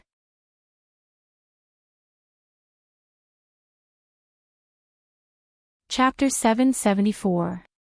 The faultless chapters of Qing Yu Nian will continue to be updated on Qingdou Novel website. There will be no advertisements on the website, so please collect and recommend it to Qingdou Novel website.